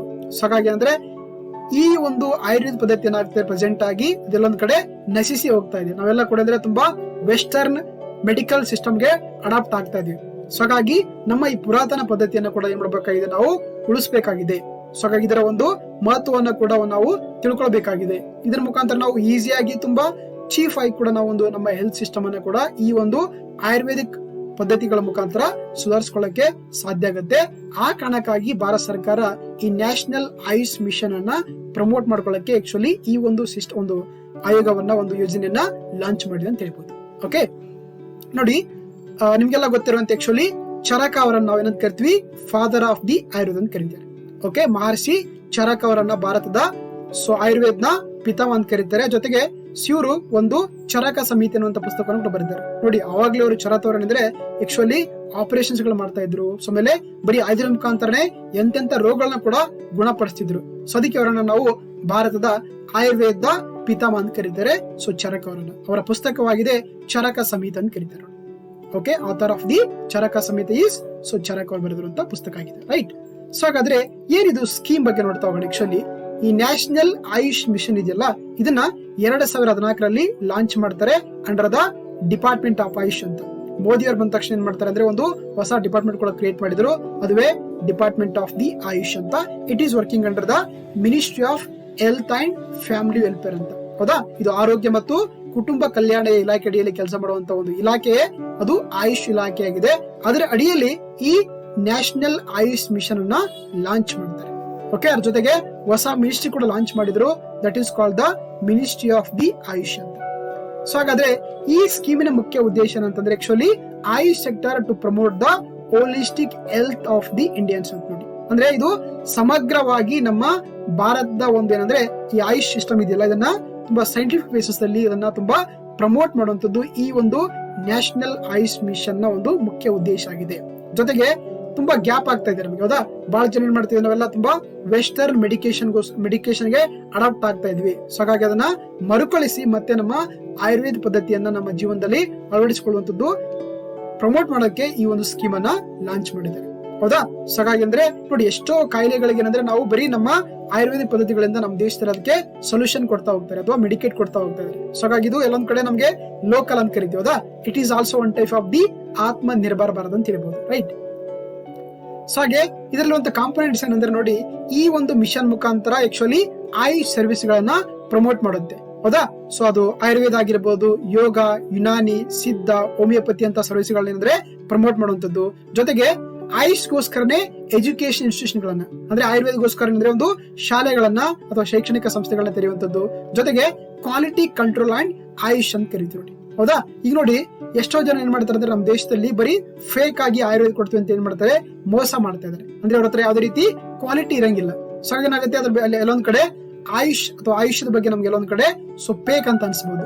ಸೊ ಆ ಕಾರಣಕ್ಕಾಗಿ ಈ ಆಯುಷ್ ಏನಿದೆಯಲ್ಲ ಅದನ್ನ ಪ್ರತಿಯೊಂದನ್ನು ಕೂಡ ತುಂಬಾ ಆ ಕ್ವಾಲಿಟಿ ಮಾಡುವಂತದ್ದು, ಅದನ್ನ ಒಂದು ಮೇಂಟೈನ್ ಮಾಡುವಂತದ್ದು ಕೂಡ ಈ ಒಂದು ಸ್ಕೀಮ್ ನ ಮುಖ್ಯ ಉದ್ದೇಶ ಆಗಿದೆ. ಜೊತೆಗೆ ಮೆಡಿಸಿನಲ್ ಪ್ಲಾಂಟ್ಸ್ ಗಳನ್ನ ಕೂಡ ಉಳಿಸ್ಕೊಳ್ಬೇಕಾಗಿದೆ. ನೋಡಿ, ನಮ್ಗೆ ಈಗ ಫಾರ್ ಎಕ್ಸಾಂಪಲ್ ವೆಸ್ಟರ್ನ್ ಘಾಟ್ಸ್ ಅಂತ ಬಂದಾಗ ಅಲ್ಲಿ ನೋಡಿ ನಮಗೆ ಸಾವಿರಾರು ತಳಿಯ ಒಂದು ಏನಂದ್ರೆ ಈ ಒಂದು medicinal plants, Ayurvedic medicinal plants ಗಳಿದೆ. ಬಟ್ ಅದರ ಬಗ್ಗೆ ನಮಗೆ ನಾಲೆಜ್ ಇಲ್ಲ. ಸೋದಾ ಹಾಗಾಗಿ ಆ ಮೆಡಿಸಿನಲ್ ಪ್ಲಾಂಟ್ ಗಳನ್ನ ಪ್ರಮೋಟ್ ಮಾಡುವಂತದ್ದು, ಜೊತೆಗೆ ಅವುಗಳ ಮಹತ್ವವನ್ನ ಕೂಡ ಜನರಿಗೆ ತಿಳಿಸುವಂತದ್ದು ಈ ಒಂದು ಸ್ಕೀಮಿನ ಮುಖ್ಯ ಉದ್ದೇಶ ಆಗಿದೆ.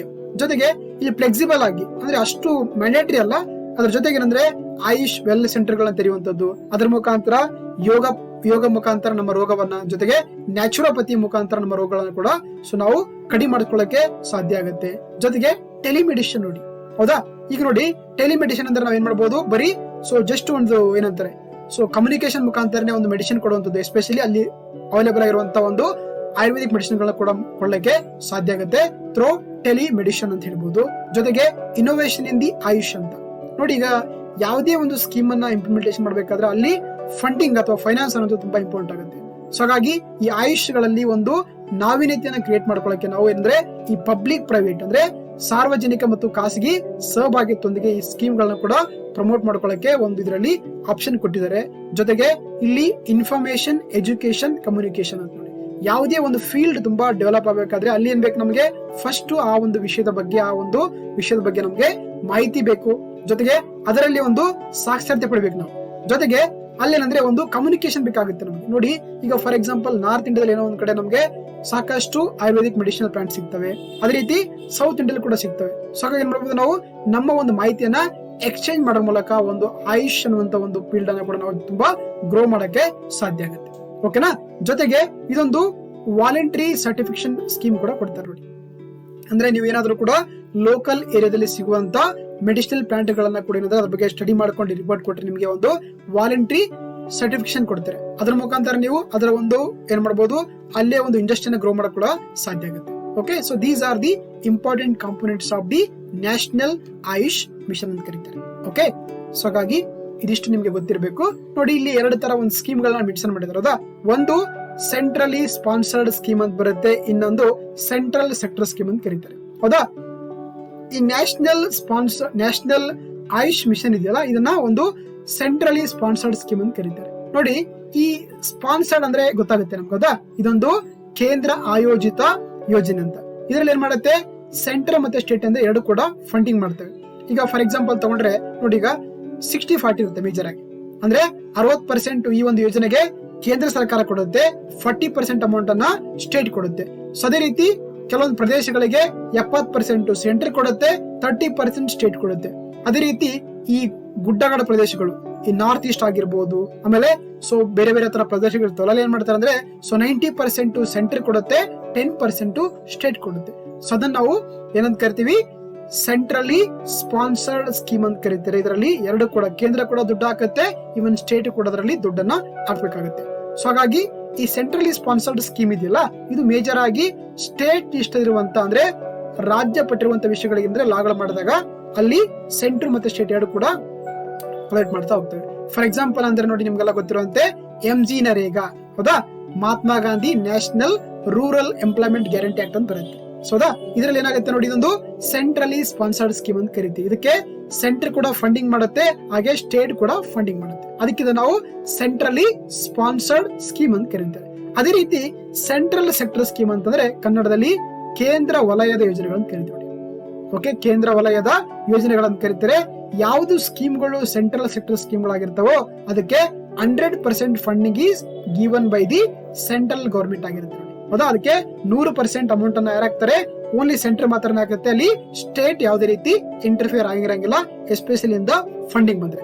ಓಕೆ, ಜೊತೆಗೆ ಯಾವ ವಿಷಯಗಳು ಕೇಂದ್ರ ಪಟ್ಟಿಲಿರ್ತಾವೋ ಆ ವಿಷಯಗಳಿಗೆ ಮಾತ್ರ ಏನ್ ಮಾಡುತ್ತೆ, ಆಕ್ಚುಲಿ ಈ ಸೆಂಟ್ರಲ್ ಸೆಕ್ಟರ್ ಸ್ಕೀಮ್ ಗಳನ್ನ ಅಡಾಪ್ಟ್ ಮಾಡ್ಕೊಳ್ಳುತ್ತೆ.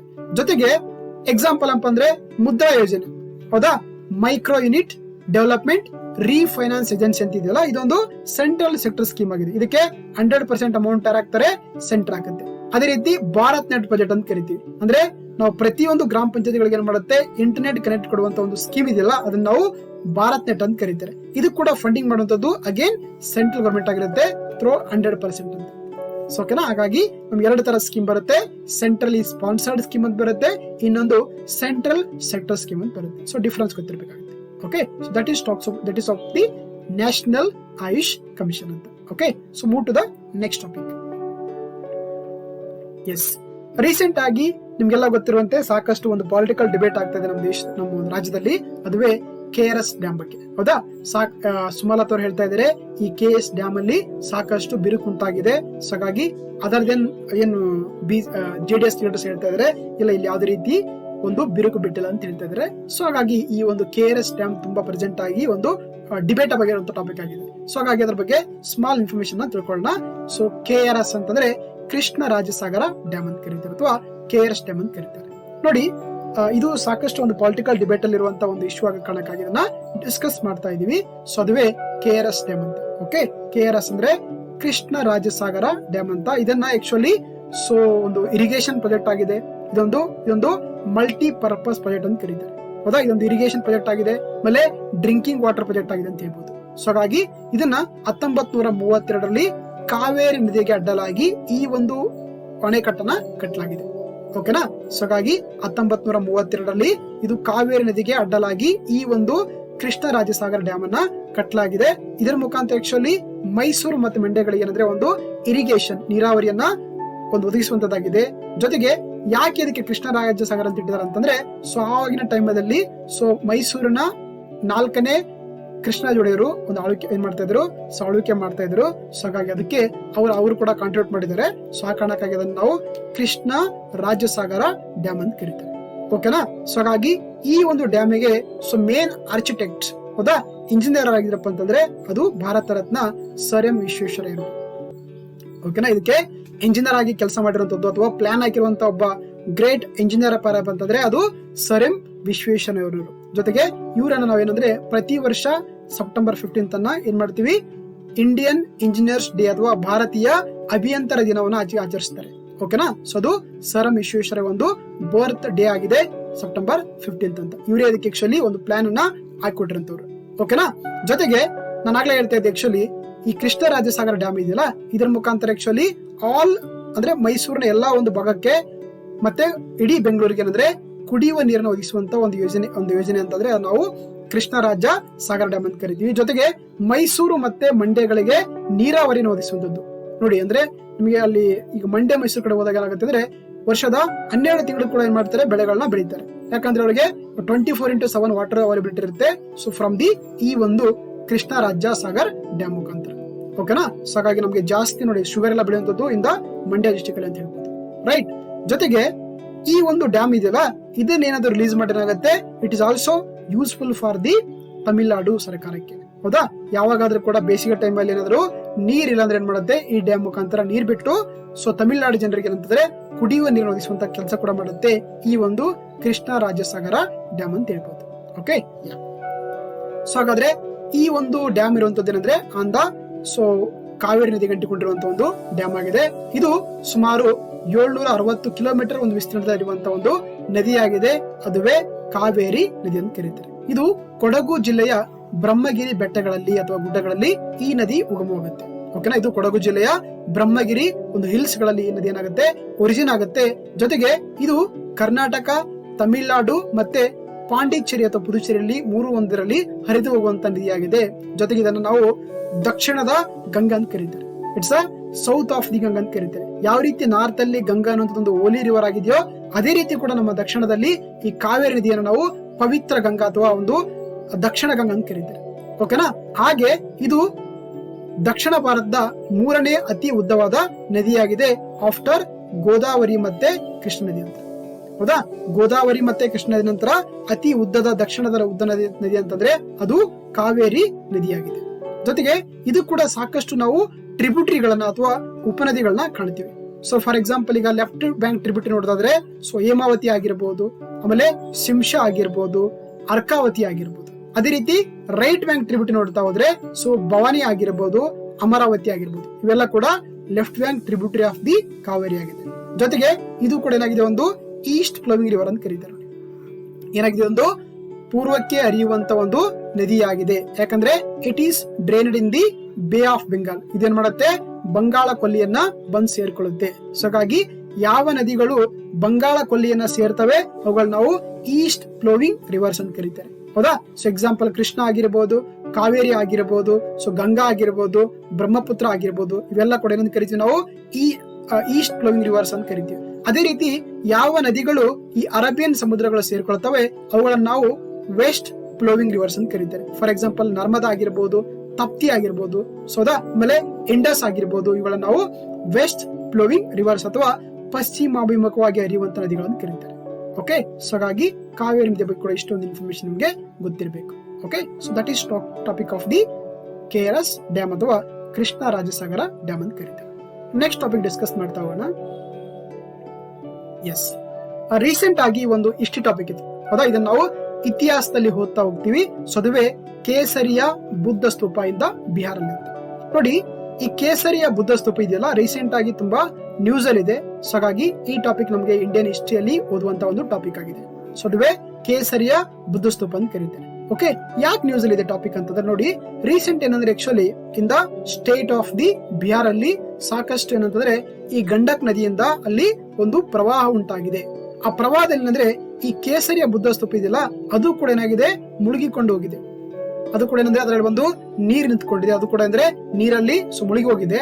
ಸೊ ಆ ಕಾರಣಕ್ಕಾಗಿ ನಮ್ಗೆ ಈ ಕೇಸರಿಯ ಬುದ್ಧ ಸ್ತೂಪ ಇದೊಂದು ಜಗತ್ ಪ್ರಸಿದ್ಧವಾಗಿರುವಂತಹ ಒಂದು ಸ್ತೂಪ ಆಗಿದೆ.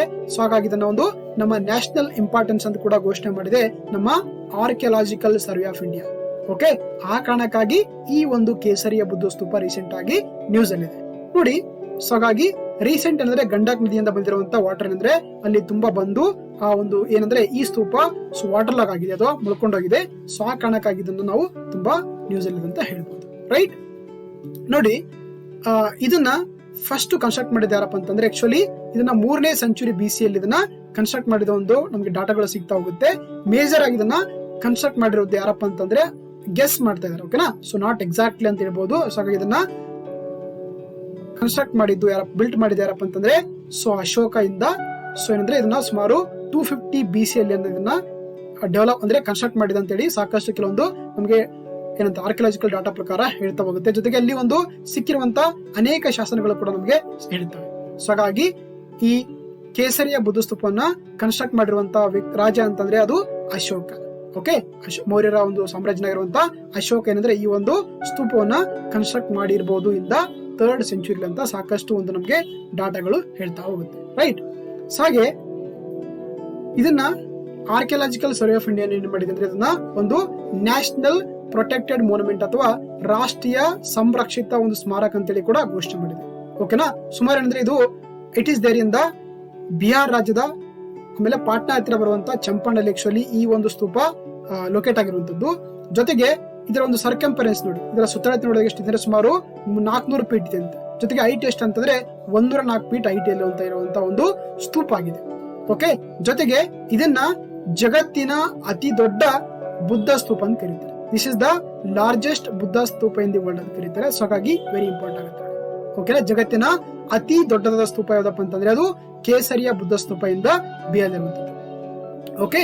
ಸೊ ಹಾಗೆ ಇದನ್ನ ಫಸ್ಟ್ ಟೈಮ್ ಎಕ್ಸ್ಪ್ಲೋರೇಷನ್ ಅಥವಾ ಇದನ್ನ ಒಂದು ಉತ್ಖನನ ಮಾಡಿದ ಯಾವಾಗಪ್ಪ ಅಂತಂದ್ರೆ ಅದು 19th ಸೆಂಚುರಿ ಮಾಡ್ತಾರೆ. ಅದು ಬ್ರಿಟಿಷ್ ನ ಆರ್ಕಿಯಾಲಜಿಸ್ಟ್ ಆಗಿರುವಂತ ಸೊ ಕೊರೆನಲ್ ಮ್ಯಾಕೆಂಜಿ ಅವರು 1814 ನಲ್ಲಿ ಇದನ್ನ ಫಸ್ಟ್ ಟೈಮ್ ಇದನ್ನ ಒಂದು ಅಂದ್ರೆ ಪತ್ತೆ ಹಚ್ತಾರೆ. ಓಕೆನಾ. ಸೊ ಆಮೇಲೆ ಅದನ್ನ ನೆಕ್ಸ್ಟ್ ಡೆವಲಪ್ ಮಾಡಿ ಒಂದು ಎಕ್ಸ್ಪ್ಲೇಟ್ ಮಾಡಿದ ಯಾರಪ್ಪ ಅಂತಂದ್ರೆ ಸೊ ಹಾಗೆ ಬ್ರಿಟಿಷ್ ಆರ್ಕಿಯಾಲಜಿಸ್ಟ್ ಆಗಿರುವಂತ ಜನರಲ್ ಕನ್ನಿಂಗ್ ಹ್ಯಾಮ್ ಅವರು ಇಂದ 1861-62 ಅಲ್ಲಿ ಅದನ್ನ ಸೊ ಏನ್ ಮಾಡ್ತಾರೆ ಮತ್ತೆ ಅದನ್ನ ಬಯಲಿಗಿಡುತ್ತೆ ಅಂತ ಕೆಲಸ ಮಾಡ್ತಾರೆ. ಓಕೆ. ಸೊ ಆಮೇಲೆ ಫೈನಲ್ ಆಗಿ ಇಂಡಿಯಾದವರಾಗಿರುವಂತ 1998ರಲ್ಲಿ ಕೆ ಮೊಹಮ್ಮದ್ ಅವರು ಅಂದ್ರೆ ಕಂಪ್ಲೀಟ್ ಆಗಿ ಒಂದು ಸೈಟ್ ಬಗ್ಗೆ ಇನ್ಫಾರ್ಮೇಶನ್ ಕೊಡುವಂತ ಕೆಲಸ ಮಾಡ್ತಾರೆ ಅಂತ ಹೇಳ್ಬೋದು. ಓಕೆ. ಸೊ ಹಾಗಾಗಿ that is called the Kesariya Buddha stupa ಅಂತ. ಇದನ್ನ ಸೊ ಕನ್ಸ್ಟ್ರಕ್ಟ್ ಮಾಡಿರುವಂತ ಒಂದು ಇನ್ಫಾರ್ಮೇಶನ್ ಪ್ರಕಾರ ಅದು ನಮ್ಮ ಮೌರ್ಯ ಸಾಮ್ರಾಜ್ಯದ ಅಶೋಕ ಆಗಿರ್ಬೋದು ಅಂತ ಕೂಡ ಸಾಕಷ್ಟು ಒಂದು ನಮಗೆ ಇನ್ಫಾರ್ಮೇಶನ್ ಸಿಗ್ತಾ ಹೋಗುತ್ತೆ. ಸೊ ಹಾಗಾಗಿ ಸೊ ಗೊತ್ತಿರಬೇಕಾಗುತ್ತೆ. That is called the so Kesariya Buddha stupa ಅಂತ. ಇದು ಜಗತ್ತಿನ ಅತಿ ದೊಡ್ಡ ಬುದ್ಧ ಸ್ತೂಪವಾಗಿದೆ, ರೈಟ್. ಜೊತೆಗೆ it is also belongs to the ಅಂತ ಹೇಳ್ತಾರೆ ಹೌದಾ. ಈ ಕೇಸರಿ ಇದೆಯಲ್ಲ, ಇದನ್ನ ರೂಲ್ ಆಫ್ ಮೌರ್ಯಸ್ ಮತ್ತೆ ಲಿಚ್ಚಾವೀಸ್ ಅಡಿಯಲ್ಲಿ ಇದನ್ನ ಕನ್ಸ್ಟ್ರಕ್ಟ್ ಮಾಡಿದ್ರ ಅಂತ ಕೆಲವೊಂದು ಇನ್ಫಾರ್ಮೇಶನ್ ಕೂಡ ಸಿಗುತ್ತೆ ನಮಗೆ. ಸೊ ಇದನ್ನ ಮೌರ್ಯ ಸಾಮ್ರಾಜ್ಯದವರು ಮತ್ತೆ ಲಿಚ್ಚಾವಿಯ ಒಂದು ಸಂದರ್ಭದಲ್ಲಿ ಈ ಒಂದು ಸ್ತೂಪವನ್ನ ಸೊ ಬಿಲ್ಡಪ್ ಮಾಡಲಾಯಿತು ಅಂತ ಕೂಡ ಸಾಕಷ್ಟು ಒಂದು ಇನ್ಫಾರ್ಮೇಶನ್ ಸಿಗುತ್ತೆ.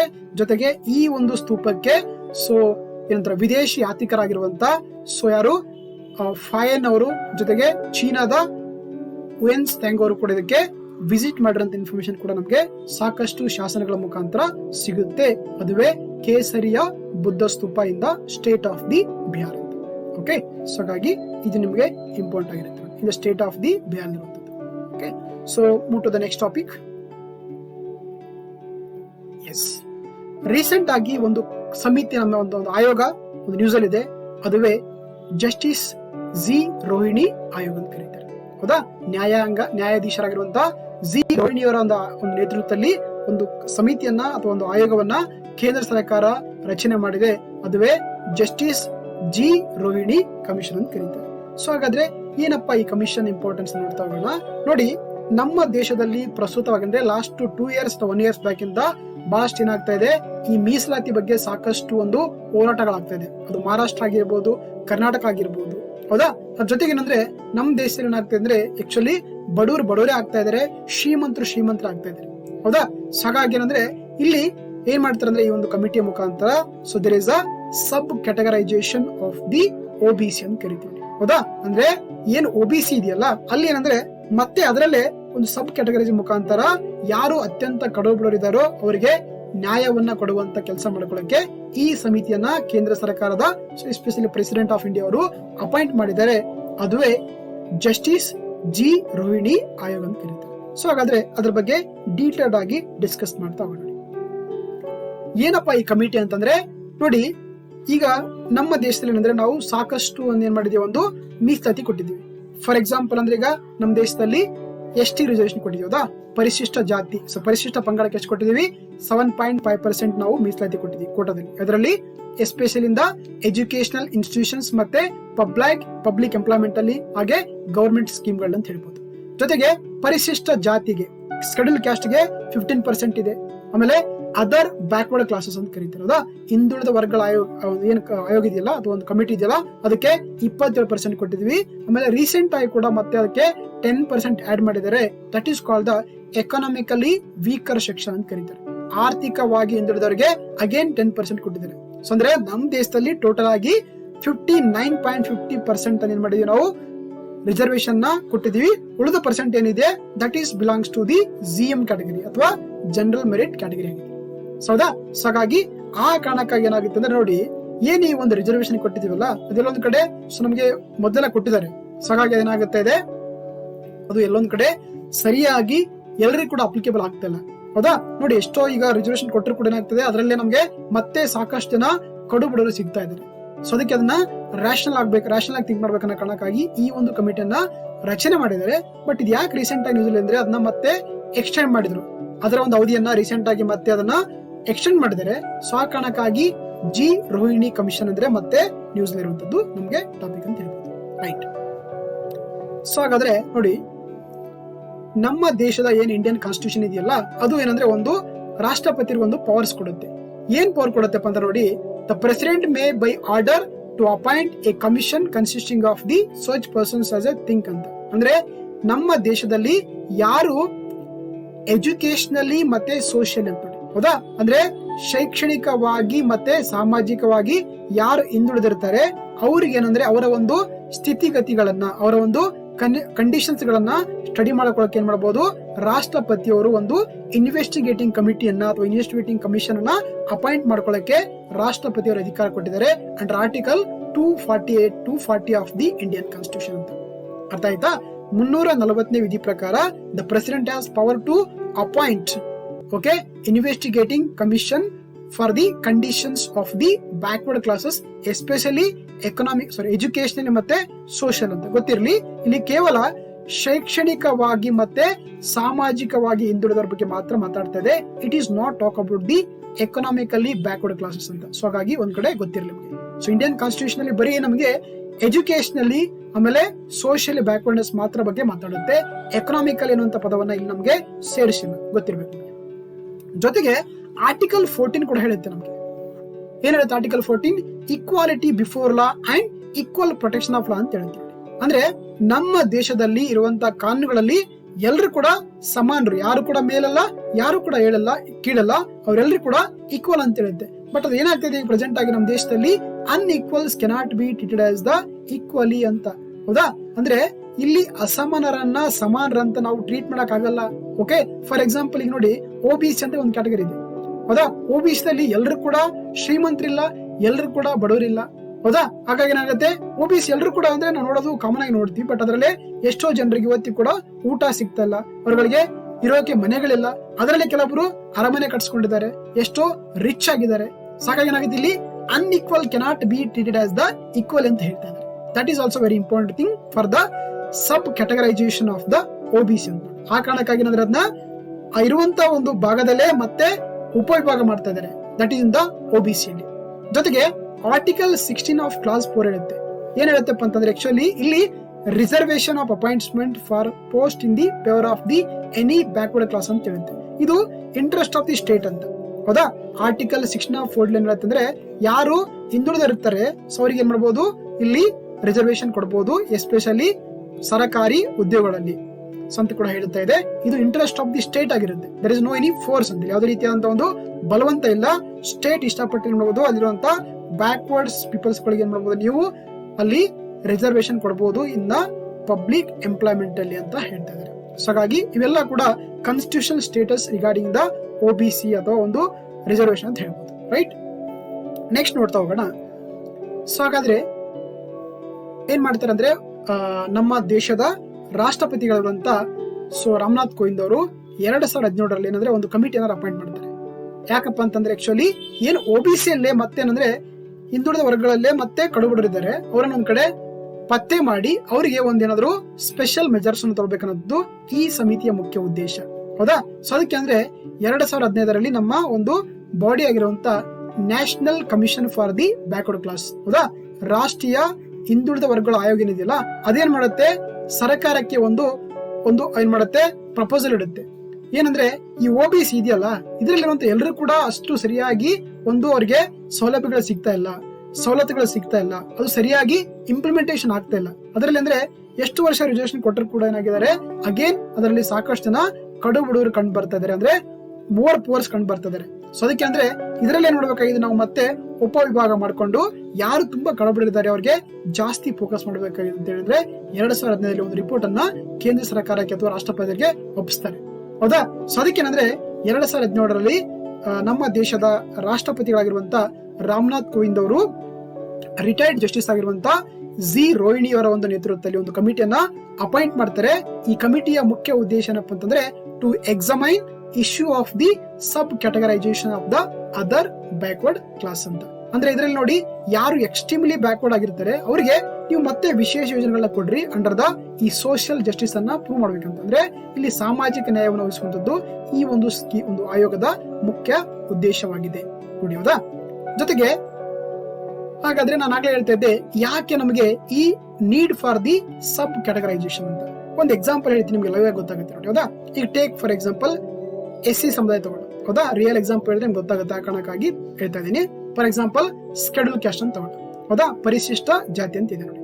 ಈಗ ಒಬ್ಬರ ನಮ್ಮ ಅಂದ್ರೆ ಮಲ್ಲಿಕಾರ್ಜುನ್ ಖರ್ಗೆ, ಅಗೇನ್ ಗೋವಿಂದ್ ಕಾರಜೋಳ್, ಆಮೇಲೆ ಪರಮೇಶ್ವರ್ ನೋಡಿ, these politicians belongs to the SC community. ಹೌದಾ? ಇವ್ರಿಗೆ ಏನಂದ್ರೆ ನೋಡಿ, ಆಕ್ಚುಲಿ ಈಗ SC ದಾಗ ಅಂತ ಹೇಳ್ತೀವಿ ನಾವು, ಅವರಿಗೆಲ್ಲ ಒಂದು ಪ್ರತಿಯೊಂದು ಸರ್ಕಾರದ ಯೋಜನೆ ಕೊಡ್ತೀವಿ. ಈ ಮಲ್ಲಿಕಾರ್ಜುನ್ ಖರ್ಗೆ ಏನಾಗಿದ್ದಾರೆ ಅವರು ಪೊಲಿಟಿಕಲಿ, ಎಕನಾಮಿಕಲಿ, ಎಜುಕೇಶನಲಿ, ಸೋಷಿಯಲಿ ತುಂಬಾ ಏನಾಗಿದ್ದಾರೆ ಅವರು ರಿಚ್ ಆಗಿದ್ದಾರೆ. ಸೊ ಹಾಗಾಗಿ ಇದರಲ್ಲಿರುವಂತ ಒಬ್ಬ ವ್ಯಕ್ತಿಗೆ ಏನ್ ಮಾಡಿದ್ರೆ, ಎಕ್ಸ್ ಅನ್ನೋ ವ್ಯಕ್ತಿ ಯಾರೋ ಭೀಮಪ್ಪ ಯಾರೋ ಕಲ್ಲಪ್ಪನಿಗೆ ಅಂದ್ರೆ ಅವನಿಗೆ ತಿನ್ನಕ್ಕೆ ಊಟ ಸಿಗ್ತಾ ಇಲ್ಲ, ಆತನಿಗೆ ಇರಾಕೆ ಸರಿಯಾದಂತ ಮನೆ ಸಿಗ್ತಾ ಇಲ್ಲ, ಆತನ ಮಕ್ಕಳಿಗೆ ಸರಿಯಾಗಿ ಎಜುಕೇಶನ್ ಸಿಗ್ತಾ ಇಲ್ಲ. ಆದ್ರೆ ಅದೇ ಮಲ್ಲಿಕಾರ್ಜುನ್ ಫ್ಯಾಮಿಲಿಗೆ they are very enough for all. Economically, politically powers ಇದೆ, ಎಕನಾಮಿಕಲ್ ಪವರ್ಸ್ ಇದೆ. ಸೊ ಹಾಗಾಗಿ they are very strong in the society. ಅದೇ ಈ Bhimappa Kallappa is very weak in the society. ಇವತ್ತು ಕೂಡ ಅವರು ದಬ್ಬಾಳಿಕೆಗೆ ಒಳಪಡ್ತಾ ಇದ್ದಾರೆ. ಅವರಿಗೆ ಸರಿಯಾದ ಶಿಕ್ಷಣ ಸಿಗ್ತಾ ಇಲ್ಲ, ಸರಿಯಾದ ಆರೋಗ್ಯ ವ್ಯವಸ್ಥೆಗಳು ಸಿಗ್ತಾ ಇಲ್ಲ, ಆಮೇಲೆ ಸರಿಯಾಗಿ ಅವರಿಗೆ ಒಂದು ನ್ಯೂಟ್ರಿಷನ್ ಮೇಂಟೈನ್ ಮಾಡಕ್ ಆಗ್ತಿಲ್ಲ. ನೋಡಿ, ಅಂದ್ರೆ these belongs to the S C ಕಮ್ಯುನಿಟಿನೇ. ಅವರಿಬ್ಬರು ಕೂಡ ಎಸ್ ಸಿ ಇದ್ದಾರೆ, ಹೌದಾ? ಮಲ್ಲಿಕಾರ್ಜುನ್ ಖರ್ಗೆ ಇದ್ದಾರೆ, ಗೋವಿಂದ್ ಕಾರಜೋಳ ಇದ್ದಾರೆ, ಪರಮೇಶ್ವರ್ ಇದ್ದಾರೆ.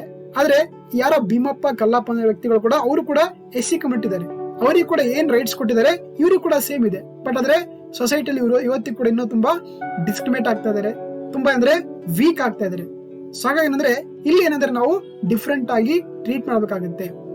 ಅಂದ್ರೆ ಈಗ ಪ್ರೆಸೆಂಟ್ ಆಗಿ ಮಲ್ಲಿಕಾರ್ಜುನ್ ಖರ್ಗೆ ಅವರಿಗೆ ಸೊ ಏನಂದ್ರೆ ಏನ್ ರಿಸರ್ವೇಶನ್ ಇದೆಯಲ್ಲ ಅವರಿಗೆ ಅಷ್ಟು ಅವಶ್ಯಕತೆ ಇಲ್ಲ ಅಂತ ಹೇಳ್ಬಹುದು. ಆದ್ರೆ ಈ ಭೀಮಪ್ಪಗೆ ನಾವೇನಂದ್ರೆ ಇವರಿಗೆ 10% ಕೊಟ್ರೆ ಇವರಿಗೆ 90% ಅವಶ್ಯಕತೆ ಇದೆ. ಯಾರಿಗೆ? ಈ ಭೀಮಪ್ಪ ಕಲ್ಲಪ್ಪನಿಗೆ. ಯಾಕಂದ್ರೆ ಅವ್ರು ಇವತ್ತು ಕೂಡ ಏನಂದ್ರೆ ಎಸ್ ಸಿ ಕೆಟಗರಿ ಇಟ್ಕೊಂಡು ಅವರಿಗೆ ಒಂದು ಮೀಸಲಾತಿ ಪಡ್ಕೊಂಡ್ರು ಕೂಡ ಸೊಸೈಟಿಲಿ ಅವರಿಗೆ ಒಂದು ಯಾವುದೇ ರೀತಿಯ ಸ್ಥಾನಮಾನಗಳು ಸಿಗ್ತಾ ಇಲ್ಲ, ಒಂದು ಎಜುಕೇಶನ್ ಸರಿಯಾಗಿ ಸಿಗ್ತಾ ಇಲ್ಲ. ಸೋದಾ ಅಂದ್ರೆ ಇವರು ಗ್ರೋ ಆಗಿದ್ದಾರೆ, ಇವರು ಇನ್ನೂ ಕೂಡ ಸೊ ಅನ್ಗ್ರೋ ಆಗಿದ್ದಾರೆ ಅಂತ ಹೇಳ್ಬೋದು. ಸೊ ಆ ಕಾರಣಕ್ಕಾಗಿ ನಮ್ಗೆ ಏನಾಗಿದೆ, ಇಲ್ಲಿ ಒಂದು ಸಬ್ ಕ್ಯಾಟಗರೈಸೇಷನ್ ಮಾಡಬೇಕಾಗಿದೆ. ಅಂದ್ರೆ ಏನ್ ಒಬಿಸಿ ಅಲ್ಲಿ ಇದೆಯಲ್ಲ, ಬರೀ ಇದು ಒಬಿಸಿ ಅಲ್ಲಿ ಮಾತ್ರ ಗೊತ್ತಿರಲಿ, it is only in the OBC, not for S C S T ಅಂತ, ಹೌದಾ? ಸೊ ಹಾಗಾಗಿ ಏನಂದ್ರೆ ಏನ್ ಒಬಿಸಿ ಇದೆಯಲ್ಲ ಅದರಲ್ಲೇ ಎಷ್ಟೋ ಜನ ರಿಚ್ ಇದ್ದಾರೆ, ಅವ್ರಿಗೆ ಪ್ರೆಸೆಂಟ್ ಆಗಿ ಒಂದು ಮೀಸಲಾತಿ ಅವಶ್ಯಕತೆ, ಅವ್ರಿಗೆ ಒಂದು ಸೌಲಭ್ಯಗಳ ಅವಶ್ಯಕತೆ ಇಲ್ಲ. ಯಾರಿಗೆ ಇಲ್ವೋ ಅಂತವ್ರನ್ನ ಏನ್ ಮಾಡ್ರಿ ನೀವು ಈ ಒಬಿಸಿ ಕ್ಯಾಟಗರಿಯಲ್ಲೇ ಒಂದು ಸಬ್ ಕ್ಯಾಟಗರೈಸ್ ಮಾಡ್ಕೊಂಡು ಅವ್ರಿಗೆ ಜಾಸ್ತಿ ಸೌಲಭ್ಯಗಳು ಕೊಡ್ರಿ, ಉಳಿದಂತವ್ರಿಗೆ ಏನಂದ್ರೆ ನಿಮ್ಗೆ ನಾರ್ಮಲ್ ಆಗಿ ಕೊಡ್ತಾರೆ ಅಂತ ಹೇಳ್ತಾರೆ. ಸೊ ಆ ಕಾರಣಕ್ಕಾಗಿ ಈ ಒಂದು ಜಿ ರೋಹಿಣಿ ಕಮಿಷನ್ ಅನ್ನ ಸರ್ಕಾರ ಪ್ರೆಸಿಡೆಂಟ್ ಆಫ್ ಇಂಡಿಯಾ ಅವರು ಅಪಾಯಿಂಟ್ ಮಾಡಿದ್ದಾರೆ. ಓಕೆ, ಸೊ ಆ ಕಾರಣಕ್ಕಾಗಿ ನಮ್ಗೆ ಈ ಸಬ್ ಕ್ಯಾಟಗರೈಸೇಷನ್ ಬೇಕಂತ ಸಾಕಷ್ಟು ಡಿಸ್ಕಸ್ ಆಗ್ತಾ ಇದೆ ಅಂತ ಹೇಳ್ಬೋದು, ರೈಟ್? ಮತ್ತೆ ಇದು ಫಸ್ಟ್ ಕಮಿಟಿ ಅಲ್ಲ, ಆಕ್ಚುಲಿ ಅರ್ಥ ಆಯ್ತಾ? ಒಬಿಸಿಗೆ ಸಂಬಂಧಪಟ್ಟಂತೆ ಏನಂದ್ರೆ ಇದು 3ನೇ ಸಮಿತಿಯಾಗಿದೆ. ಆಲ್ರೆಡಿ ಇದಕ್ಕಿಂತ ಮುಂಚೆ 2 ಸಮಿತಿಗಳು ನಮ್ಮ ದೇಶದಲ್ಲಿ ಬಂದಿರುವಂತದ್ದು, ಅದು ಕೂಡ ಗೊತ್ತಿರಬೇಕಾಗುತ್ತೆ ನಿಮಗೆ. ಫಸ್ಟ್ ಕಮಿಟಿಯನ್ನ ಕೇಂದ್ರ ಸರ್ಕಾರ ಅಥವಾ ಪ್ರೆಸಿಡೆಂಟ್ ಆಫ್ ಇಂಡಿಯಾ ಅಂದ್ರೆ 1953 ಅಪಾಯಿಂಟ್ ಮಾಡ್ತಾರೆ. ಅದುವೇ ಕಾಲೇಲ್ಕರ್ ಕಮಿಷನ್ ಅಂತ ಕರೀತಾರೆ.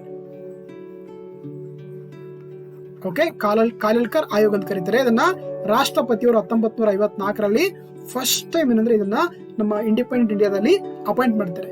ಯಾಕಂದ್ರೆ ಅವಾಗ ಏನಂದ್ರೆ ನಮ್ಮ ದೇಶದಲ್ಲಿ ಬರೀ ಎಸ್ ಸಿ, ಎಸ್ ಟಿ, ಆಮೇಲೆ ಬರೀ ಜನರಲ್ ಕ್ಯಾಟಗರಿ ಅಂತ 3 ಕ್ಯಾಟಗರಿಲಿ ಏನ್ ಮಾಡ್ತಾ ಇದ್ವಿ ನಾವು, ಒಂದು ಮೀಸಲಾತಿಯನ್ನ ಕೊಡ್ತಾ ಇದ್ರು. ಸವಾಗ ಅವ್ರು ಹೇಳ್ತಾರೆ ನಮ್ಮ ದೇಶದಲ್ಲಿ ಬರೀ ಎಸ್ ಸಿ ಎಸ್ ಟಿ ಅಲ್ಲ, ಅದ್ರ ಜೊತೆಗೆ ಇನ್ನೂ ಕೂಡ ಸಾಕಷ್ಟು ಜನ ಅಂದ್ರೆ ಕ್ಯಾಟಗರಿ ಇದೆಯಲ್ಲ ಅವುಗಳು ಕೂಡ ತುಂಬಾ ಹಿಂದುಳಿದ ವರ್ಗಗಳಾಗಿವೆ. ಸೊ ಆ ಕಾರಣಗಳನ್ನ ಐಡೆಂಟಿಫೈ ಮಾಡ್ರಿ ಅಂತ ಏನ್ ಮಾಡ್ತಾರೆ, ಈ ಒಂದು ಕಾಲೇಲ್ಕರ್ ಕಮಿಷನ್ ನ ಕೇಂದ್ರ ಪ್ರೆಸಿಡೆಂಟ್ ಆಫ್ ಇಂಡಿಯಾ ಅವರು ಅಪಾಯಿಂಟ್ ಮಾಡ್ತಾರೆ ಇನ್ ದ ಇಯರ್ ಆಫ್ 1953 ಹೌದಾ, to identify the backward classes in the other than schedule caste, schedule tribes ಅಂತ ಇನ್ ದ ನ್ಯಾಷನಲ್ ಲೆವೆಲ್ ಅಲ್ಲಿ. ಓಕೆ, ಇದು first commission after independent India ಅಂತ ಹೇಳ್ಬೋದು. Next ಇನ್ನೊಂದು committee ಮಾಡ್ತಾರೆ, ಅದು ಬಹಳ ಫೇಮಸ್ ಆಗಿರುವಂತ ಕಮಿಟಿ ಅಂತ ಹೇಳ್ಬೋದು.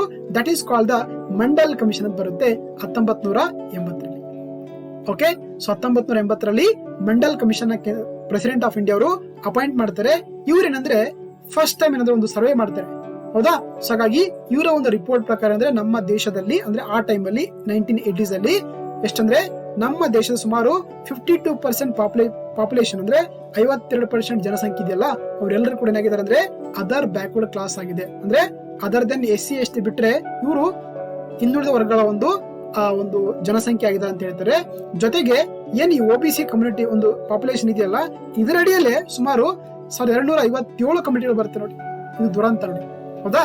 ಅಂದ್ರೆ ದೇಶದ 52% ಜನಸಂಖ್ಯೆಯಲ್ಲಿ ಸುಮಾರು 1257 ಸಮುದಾಯಗಳು, ಈಗ ಫಾರ್ ಎಕ್ಸಾಂಪಲ್ ಎಸ್ ಸಿ ಸಮುದಾಯ ಅಂತ ಬರುತ್ತೆ, ಎಸ್ ಟಿ ಸಮುದಾಯ ಅಂತ ಬರುತ್ತಲ್ಲ, ಅವುಗಳು ಯಾವ ತರ ಬರುತ್ತೆ, ಈ ಒಬಿಸಿ ಅಲ್ಲಿ ಏನಂದ್ರೆ ಸುಮಾರು 1257 ಸಮುದಾಯಗಳು ಅಂದ್ರೆ ಅವುಗಳೆಲ್ಲವೂ ಕೂಡ ಅಗೇನ್ ಕಮಾಂಡರ್ ದ ಒಬಿಸಿ ಅಥವಾ ಅದರ್ ಬ್ಯಾಕ್ವರ್ಡ್ ಕ್ಲಾಸ್ ಅಲ್ಲಿ ಬರ್ತದೆ ಅಂತ ಹೇಳ್ತಾರೆ. ಓಕೆನಾ? ಸೊ ಅದಕ್ಕೆ ಏನಂದ್ರೆ ಅವ್ರು ಹೇಳ್ತಾರೆ, ಸೊ ಹಾಗಾಗಿ ಏನ್ ಲಾರ್ಜ್ ಕಮ್ಯುನಿಟಿ ಇದೆ ಮತ್ತೆ ಲಾರ್ಜ್ ಪಾಪ್ಯುಲೇಷನ್ ಅಂದ್ರೆ ದೇಶದ ಇದೆಯಲ್ಲ, ಅವರಿಗೆ ನೀವು ಜಾಸ್ತಿ ರಿಸರ್ವೇಶನ್ ಕೊಡ್ಬೇಕಂತ ಹೇಳ್ತಾರೆ. ಸೊ ಆ ಕಾರಣಕ್ಕಾಗಿ ಮಂಡಲ್ ಕಮಿಷನ್ ಮಾಡುತ್ತೆ ಅಂದ್ರೆ ಒಂದು ಪ್ರಮೋಟ್ ಮಾಡುತ್ತೆ ಏನಂತಂದ್ರೆ ಇಲ್ಲಿ ಹಾಗಾಗಿ ನೀವೇನು SC ಎಷ್ಟು ಕೊಟ್ಟಿದಾರಾ 15% ಕೊಟ್ಟಿದ್ದಾರಾ, ST ಗೆ ಕೊಟ್ಟಿದ್ದಾರಾ 7.5% ಕೊಟ್ಟಿದ್ದಾರಾ, ಅದೇ ರೀತಿ OBC ಎಷ್ಟು ಕೊಡ್ಬೇಕಂತ ಹೇಳ್ತಾರೆ ಅವರು 27% ಕೊಡ್ಬೇಕಂತ ಹೇಳ್ತಾರೆ. ಯಾಕಂದ್ರೆ ಪಾಪ್ಯುಲೇಷನ್ ಎಷ್ಟಿದೆ 52% ಇದೆ. ಅಂದ್ರೆ ದೇಶದ ಮೋರ್ ದೆನ್ 50% ಜಾಸ್ತಿ ಇರೋದ್ರಿಂದ ಅವ್ರಿಗೆ ನೀವು ಏನ್ ಬೇಕು 27% ರಿಸರ್ವೇಶನ್ ಕೊಡ್ಲೇಬೇಕಂತ ಏನ್ ಮಾಡ್ತಾರೆ ಸರ್ಕಾರಕ್ಕೆ ಒಂದು ತಮ್ಮ ಶಿಫಾರಸನ್ನು ಒದಗಿಸ್ತಾರೆ. ಓಕೆನಾ. ಹಾಗಾಗಿ ಅವಾಗ ಏನಂದ್ರೆ ಸರ್ಕಾರ ಏನ್ ಮಾಡುತ್ತೆ, ಸೊ ಯಾರು OBC ಕ್ಯಾಟಗರಿ ಬರ್ತದೋ ಅವ್ರಿಗೆ ಎಜುಕೇಶನಲ್ ಅಲ್ಲಿ ಅಂದ್ರೆ ಶೈಕ್ಷಣಿಕವಾಗಿ ಮತ್ತೆ ಒಂದು ಸಾರ್ವಜನಿಕ ಉದ್ಯೋಗಗಳು ಏನ್ ಮಾಡ್ತಾರೆ ಅಂದ್ರೆ 27% ಮೀಸಲಾತಿಯನ್ನು ಕೊಟ್ಟಿರುವಂತದ್ದು. ಸೊ ಅದು ಕೂಡ ನಿಮ್ಗೆ ಗೊತ್ತಿರಬೇಕಾಗುತ್ತೆ. ಓಕೆ, ಅಂಡರ್ ದ ಆರ್ಟಿಕಲ್ 16(4) ಮತ್ತೆ ಆರ್ಟಿಕಲ್ 15(4) ಅಲ್ಲಿ ಏನಂತಂದ್ರೆ ಸೊ 27% ಅನ್ನ ಏನ್ ಮಾಡಿತ್ತು under the Mandal commission recommendation ಪ್ರಕಾರ 27% ಒಂದು ಮೀಸಲಾತಿಯನ್ನ ಒಂದಕ್ಕೆ ಕೊಟ್ಟಿರುವಂತದ್ದು. ಓಕೆನಾ. ಸೊ ಹಾಗಾಗಿ ಗೊತ್ತಿರಲಿ ನಮ್ಗೆ ಇಂಡಿಪೆಂಡೆಂಟ್ ಇಂಡಿಯಾ ಅಂದ್ರೆ ಸ್ವತಂತ್ರ ಭಾರತ ರಚಿಸಿರುವಂತ 3ನೇ ಒಂದು ಆಯೋಗವೇ ಈ ಒಂದು ಜಿ ರೋಹಿಣಿ ಕಮಿಷನ್ ಅಂತ.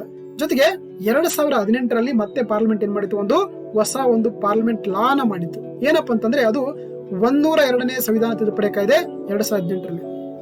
ಇಲ್ಲಿ ಏನಂದ್ರೆ ನೋಡಿ, ಈಗ ನಾವು SC ರಿಸರ್ವೇಶನ್ ಕೊಟ್ಟಿದ್ದೀವಿ, ST ರಿಸರ್ವೇಶನ್ ಕೊಟ್ಟಿದ್ದೀವಿ, OBC ರಿಸರ್ವೇಶನ್ ಕೊಟ್ಟಿದ್ದೀವಿ. ಇವೆಲ್ಲ ಆನ್ ದ ಬೇಸ್ ಆಫ್ ಯಾವ ಮೇಲ್ಗಡೆ ಎಜುಕೇಶನಲಿ ಮತ್ತೆ ಸೋಷಿಯಲಿ ಬ್ಯಾಕ್ವರ್ಡ್ ಮಾತ್ರ ಕೊಟ್ಟಿದ್ದಾರೆ. ಅಂದ್ರೆ ಯಾರು ಶೈಕ್ಷಣಿಕವಾಗಿ ಯಾರು ಸಾಮಾಜಿಕವಾಗಿ ಹಿಂದುಳಿದರೋ ಅವ್ರಿಗೆ ಮಾತ್ರ ನಾವೇನಂದ್ರೆ ನಮ್ಮ ದೇಶದಲ್ಲಿ ರಿಸರ್ವೇಶನ್ ಕೊಟ್ಟಿದ್ವಿ.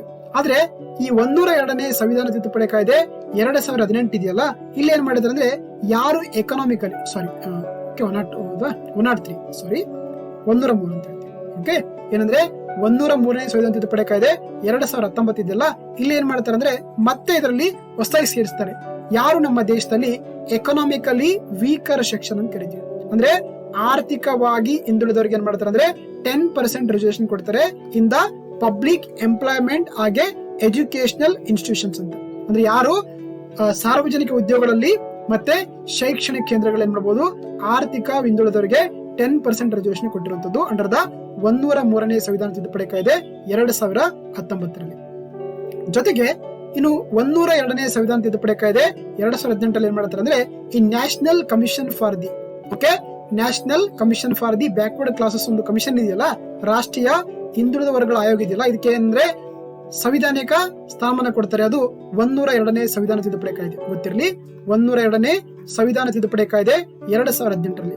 ಸೊ ಹಾಗಾಗಿ ಅದು ಕೂಡ ಪ್ರೆಸೆಂಟ್ ಆಗಿ ಯಾವ ರೀತಿ ನ್ಯಾಷನಲ್ ಕಮಿಷನ್ ಫಾರ್ ST ಇದೆ, ನ್ಯಾಷನಲ್ ಕಮಿಷನ್ ಫಾರ್ ST ಇದೆ, ಅದೇ ರೀತಿ national commission for backward classes also ಏನಾಗಿದೆ ಪ್ರೆಸೆಂಟ್ ಆಗಿ ಒಂದು ಕಾನ್ಸ್ಟಿಟ್ಯೂಷನಲ್ ಬಾಡಿ ಆಗಿ ಕೆಲಸ ಮಾಡ್ತಾ ಇದೆ under the ministry of social justice and empowerment. ಅಂದ್ರೆ ಸಾಮಾಜಿಕ ನ್ಯಾಯ ಮತ್ತು ಸಬಲೀಕರಣದ ಸಚಿವಾಲಯದ ಅಡಿಯಲ್ಲಿ ಇದು ಕೂಡ ಒಂದು ಸಂವಿಧಾನಬದ್ಧ ಸಂಸ್ಥೆಯಾಗಿ ಕೆಲಸ ಮಾಡ್ತಾ ಇದೆ, national commission for the backward class ಅಂತ. Okay, yes. ಓಕೆನಾ. ಸೊ ಆ ಕಾರಣಕ್ಕಾಗಿ ಏನಂತಂದ್ರೆ ಆಕ್ಚುಲಿ 2 ಅಕ್ಟೋಬರ್ 2017ಕ್ಕೆ ಈ ಒಂದು ಜಿ ರೋಹಿಣಿ ಕಮಿಷನ್ ಅನ್ನ ಅಪಾಯಿಂಟ್ ಮಾಡುತ್ತೆ ಕೇಂದ್ರ ಸರ್ಕಾರ. ಇದು ಸ್ವತಂತ್ರ ನಂತರ ಬಂದಂತ 3ನೇ ಸಮಿತಿಯಾಗಿದೆ ರಿಗಾರ್ಡಿಂಗ್ ದ OBC ಒಂದು ಸಂಬಂಧಪಟ್ಟಂತ ಅಂತ ಹೇಳ್ಬೋದು. ಓಕೆನಾ. ಹಾಗಾಗಿ ಇದು ಗೊತ್ತಿರಬೇಕು. ರೀಸೆಂಟ್ ಇದನ್ನ ಯಾಕೆ ಎಕ್ಸ್ಟೆಂಡ್ ಮಾಡಿರೋ ಟೈಮ್ ಅಂದ್ರೆ because of the COVID-19 pandemic ಆಗಿದೆ. ಆ ಕಾರಣಕ್ಕಾಗಿ ಅದನ್ನ ಸ್ಟಡಿ ಮಾಡ್ಕೊಳ್ಳಕ್ಕೆ ಏನಂದ್ರೆ ಇದಕ್ಕೆ ಇನ್ನೂ ಕೂಡ ಎಕ್ಸ್ಟ್ರಾ ಟೈಮ್ ಅನ್ನ ಸರ್ಕಾರ ಇತ್ತೀಚೆಗೆ ಕೊಟ್ಟಿರುವಂತದ್ದು. ಸೊ ಆ ಕಾರಣಕ್ಕಾಗಿ ಈ ಜಿ ರೋಹಿಣಿ ಕಮಿಷನ್ ಅನ್ನೋದು ನ್ಯೂಸ್ ಅಲ್ಲಿ ಇದೆ. ಸೊ ಹಾಗಾಗಿ ಈ ಟಾಪಿಕ್ ನಮಗೆ ತುಂಬಾ ಇಂಪಾರ್ಟೆಂಟ್ ಆಗುತ್ತೆ, ಬೋತ್ ಮೇನ್ಸ್ ಮತ್ತೆ ಪ್ರಿಲಿಮ್ಸ್ ಪಾಸಿಟಿವ್ ಆಗಿ ತುಂಬಾ ಇಂಪಾರ್ಟೆಂಟ್ ಆಗಿರುವಂತದ್ದು. Okay, S. ಸೊ ನೆಕ್ಸ್ಟ್ ನೋಡ್ತಾ ಹೋಗೋಣ. ಇದೊಂದು ಅಗ್ರಿಕಲ್ಚರ್ ಸಂಬಂಧಪಟ್ಟಂತ ಟಾಪಿಕ್ ಆಗಿದೆ. ರೀಸೆಂಟ್ ಆಗಿ ಒಂದು ಹೊಸ ಡಿಜಿಟಲ್ ಪ್ಲಾಟ್ಫಾರ್ಮ್ ಅನ್ನ ಲಾಂಚ್ ಮಾಡಲಾಯಿತು, ಅದುವೇ ಕಿಸಾನ್ ಸಾರಥಿ ಅಂತ ಕರೀತಾರೆ. ಓಕೆ, ರೀಸೆಂಟ್ ಆಗಿ ಒಂದು ಕಿಸಾನ್ ಸಾರಥಿ ಅನ್ನುವಂತ ಒಂದು ಡಿಜಿಟಲ್ ಪ್ಲಾಟ್ಫಾರ್ಮ್ ಅನ್ನ ನಮ್ಮ ದೇಶದಲ್ಲಿ ಲಾಂಚ್ ಮಾಡಲಾಯಿತು. ಸೊ ಹಾಗಾಗಿ ನಮ್ ಹೆಸರಲ್ಲೇ ಹೇಳ್ತಾ ಇದೆ, ಇದು ಕಿಸಾನ್ ಸಾರಥಿ ಅಂತ ಕರೀತಾರೆ. ಅಂದ್ರೆ ರೈತರಿಗೆ ಸಂಬಂಧಪಟ್ಟಂತ ಒಂದು ಡಿಜಿಟಲ್ ಪ್ಲಾಟ್ಫಾರ್ಮ್ ಅಂತ ಕರೀತಾರೆ, ಅದುವೇ ಕಿಸಾನ್ ಸಾರಥಿ ಅಂತ. ಸೊ ಹಾಗಾದ್ರೆ ಏನಂತ ನೋಡ್ತಾ ಹೋಗೋಣ.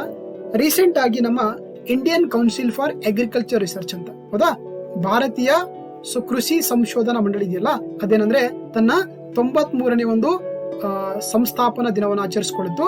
ಅದರ ಒಂದು ಏನಂತಾರೆ ಸ್ಮರಣಾರ್ಥವಾಗಿ ಇಲ್ಲಿ ಒಂದು ಹೊಸ ಪ್ಲಾಟ್ಫಾರ್ಮ್ ಅನ್ನು ಲಾಂಚ್ ಮಾಡಿತ್ತು, ಅದುವೇ ಕಿಸಾನ್ ಸಾರಥಿ ಪ್ಲಾಟ್ಫಾರ್ಮ್ ಅಂತ ಕರೀತಾರೆ.